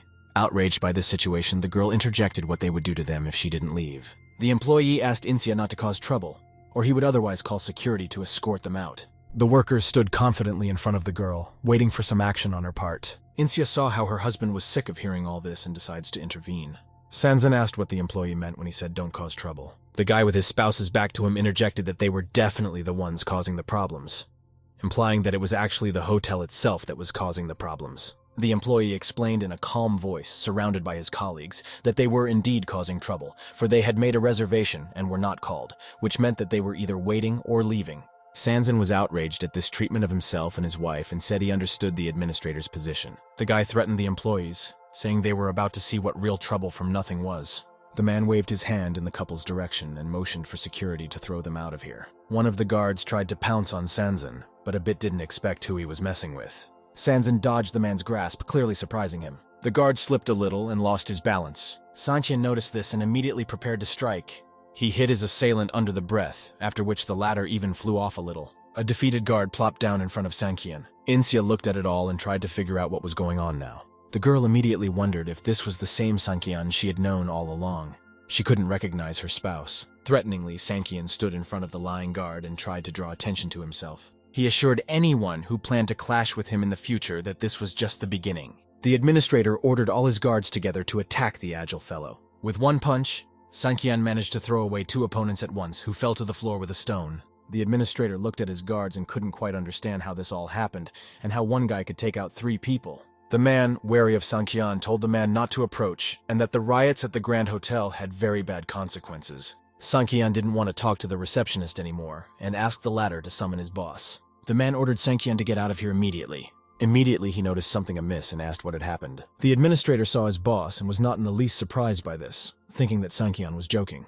The administrator complained to his boss that Sancan was causing trouble and beat up all the guards. The boss looked at the battered guards in surprise and asked Sanqian, was he the only one who was able to mess them all up? The impressed boss praised the guy and offered to work for him, offering 30,000 a month. Sancan asked him who the boss thought he was, making it clear that he wasn't interested in the vacancy. The boss didn't like Sanqian's answer and was a bit resentful of such humiliation from the visitor. The boss introduced himself as Lei Chong. He also added that he is a talented and caring person. But after these words, Sanqian is not interested in him. After that, he asked the guy to bow down to him and apologize so as not to cause trouble. Sancan began to threaten back. He explained that his wife had been accused of being a troublemaker, so Chun himself had better duck before he could knock him out as well. Insia looked at her husband in a new light. He thought to himself about his brutality and realized that she liked his authority and look. Lei Chun was really pissed off by the guy's words, and he let him know that he thought too highly of himself if he thought he could cross him. Insia tugged her husband's sleeve and wanted to ask him something. She asked her husband to leave the place, for the girl herself did not want more trouble. Sanqian tried to reassure his wife, saying that no one would dare to touch her while he was here. The indignant boss interrupted the young couple's brief conversation, and was outraged that Sanqian was distracted by talking to the girl while ignoring the great Lei Chun. He ordered his Ambal AHU to beat up Sanqian. Lei Chong wanted to see him suffer. AHU looked at the guy, kneading his fists. Chun added that his subordinates was a hand-to-hand combat champion in the special forces, trying to scare Sanqian. AHU started taunting the guy and suggested that he muster up all his courage to fight him. Sanqian held himself confidently and replied to the bulky man's words that he could fight against him if he had the strength to stand. AHU swung toward Sanqian and shouted that the latter was already a dead man. Everyone was waiting for the big man to send Sanqian into a knockout. Chun watched in anticipation as the fist reached its target. Chun also thought about Sanqian having the audacity to provoke AHU. It seems his guest doesn't know the measure. Unexpectedly, Sanqian was able to dodge his opponent's powerful punch. He squatted down, swinging his right knee, preparing a counterpunch. Sanquan's knee struck the Ambo's chin with a kick that AHU clearly didn't expect. The former Special Forces officer flew in the other direction away from Sancan after his knee strike to his beard. The guard fell to his feet in front of his boss, having been hit hard. The strength to get up probably wasn't in him anymore. A surprised Lei Chong shouted out that the guy was able to knock out his big guy with one punch, thinking that it was impossible. Sancan asked not to tell Chun that he didn't give him a choice. The guy asked to call everyone the boss wanted in order for him to knock them out as well. The boss took up the phone, then swept up the guy's arrogance, but tried to scare him by saying that now someone was coming who Sanqian would never be able to handle in his life. Chun motioned for Sanqian to get ready to kneel and apologize, dialing a number on his phone. Admiring her husband, his strength and courage, Insia thought about the fact that her husband was indeed very strong, which surprised her. Just then, a couple of vans pulled up to the building, presumably carrying the bandits. Yang got out of the black jeep and headed to gather his guys and go to the hotel building. He reminded himself that Lei's boss had begged him to come and bring someone, which meant it was a very serious matter. Lei Chong greeted Yang and his men cheerfully, saying that he was very happy about his arrival and pointed him out. He pointed at Sanqian and Yingxia, who were standing nearby, and added that this guy had broken into his hotel, maimed the security guards, then talked to him arrogantly. Chun asked Yang to teach the cocky young man a lesson. Sancan turned towards the bandits and immediately recognized them as Yang and his men. Yang thought to himself that it was his friend Sanqian. He was right and confirmed his hunch. The Yang gang rushed towards Sanqian. They hurriedly ran as if they were going to beat up the guy. Lei Chun expected a show where an arrogant guy would be brought down to earth and beaten up. The entire gang bowed to Sanqian and greeted him, something Chun didn't expect. Chun couldn't believe his eyes and ears. His eyes almost fell out of his face from surprise. He was trying to figure out what was going on. Sanqian asked his friend about being asked to come, but Yang didn't know his comrade was here, to which he received an affirmative reply. Sancan asked Yang if he knew what to do in such a case, and Yang replied that he did. The boys turned sharply towards Chun, whereupon Yang commanded for those to teach him a lesson. What happened next couldn't even be called a fight. It was just a beating by Chun, who didn't realize who he was messing with. Chun asked Yang, whom he himself had summoned, what did he hit him for. Sanqian commanded a stop, after which the carnage stopped. Chun was already on his knees, and didn't have the same confident look as the first time he looked at Sanqian. While Chun was kneeling in front of Sanqian, the latter asked if he was satisfied with such unreasonable problems. Lei Chong confirmed Sanqian's words and assured that he was completely satisfied and had enough. Sanqian returned to the receptionist, from whom he asked if the rooms in the hotel were vacant now. Frightened by what had happened, the receptionist said that of course rooms were now available. Sancan took his wife and suggested that she go out to dinner, while Chun watched them and tried to figure out what kind of man he was and how things had turned out this way for him. Chun asked Yang what it was about, trying to find out more about the guy, but Yang simply replied that Chuni shielded death by crossing Sanzan's path. Chun to himself still didn't understand who he could have provoked that Yang Cheng's gang was talking about him like this. Yang advised Chun to admit his mistake if he didn't want to die, and maybe Sanzan would let him go. Chun thought briefly about what words he would choose to apologize. He dropped his head to the floor, bowing before Sanqian, and repeated words of apology for his behavior. The administrator was surprised that his powerful boss was now on his knees, beaten and apologizing. Yingxia tried to question Sanqian about who he was, that he knocked out a bodyguard in one blow, and Yang led the men against Chun for him, and now on his knees asking for forgiveness. Sanqian assured his wife after these words that she would eventually recognize his identity. She again asked if he spent money and couldn't even guess the amount he could have paid to Yang, after she said that it's impossible to hear Lei Chun kneeling apologizing. Sanqian said that if they couldn't defeat him, it was worth admitting defeat. She still didn't believe it, and didn't understand how he could bow down and apologize. Insia said admiringly that she didn't expect her husband to have such a side to him. Sancan said he had an even more masculine side and suggested his wife try it. Insia pushed her spouse away, calling him a pervert, and assured him that a couple of compliments would be enough for her. Afterward, he took hold of his spouse's shoulder. Also, Insia asked her husband why he was so disconnected today. Sancan explained that they were wrongfully accusing her wife of causing trouble over nothing, and he pointed them to their place. Insia asked her husband if he would stay with her if she became very stubborn, to which her husband confirmed and added that he would stay no matter what and would protect her. The action shifts to some house in a cloud city. Jinlan asked her husband what's so great, it's just an ordinary big house in front of them. But Guoyao explained that Tang is his former classmate, and they are obliged to come to his housewarming party. The woman said about all the rooms upstairs cost about 21,000 yuan per square meter, so she concluded that her husband's classmate had called them just to show off. The mother remembered that Tang's son also courted Yingxia, so she doesn't want to take Sanqian to avoid embarrassing them. They entered the building where people were gathered around a small table in the center of the room. Tang noticed the family, so he called out to his friend and announced to everyone that Su Guayao had come. Guayao remarks that his old classmate Tang is doing quite well nowadays. to which he replies that he is blessed. His son works at Guangshui Industry with an annual salary of 1 million.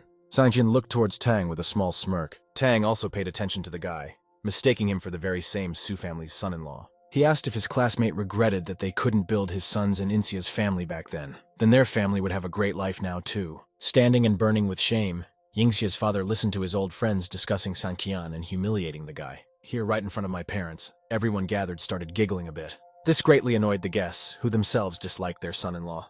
Inxia thought to herself that some old people were bullying her family without remorse, which she didn't like either. Sanqian decided to brag a little too, and told Tang that his new house was currently under renovation. He moved closer to the man and promised to invite him to his housewarming party. Inxia knew her husband didn't lie about nothing, so she thought about what kind of new home they could have. The mother angrily told her son-in-law that no one would treat him like a dumbass if he kept quiet. Sanqian calmly explained to his mother that he had bought a new house, but didn't tell them anything to surprise them, and then asked them to invite Uncle Tang to the housewarming party on the 15th. The smile and mockery of the Yingxia family disappeared from the guests' faces. Tang thought to himself that it wasn't true, and tried to guess what kind of house a guy from a small family could buy.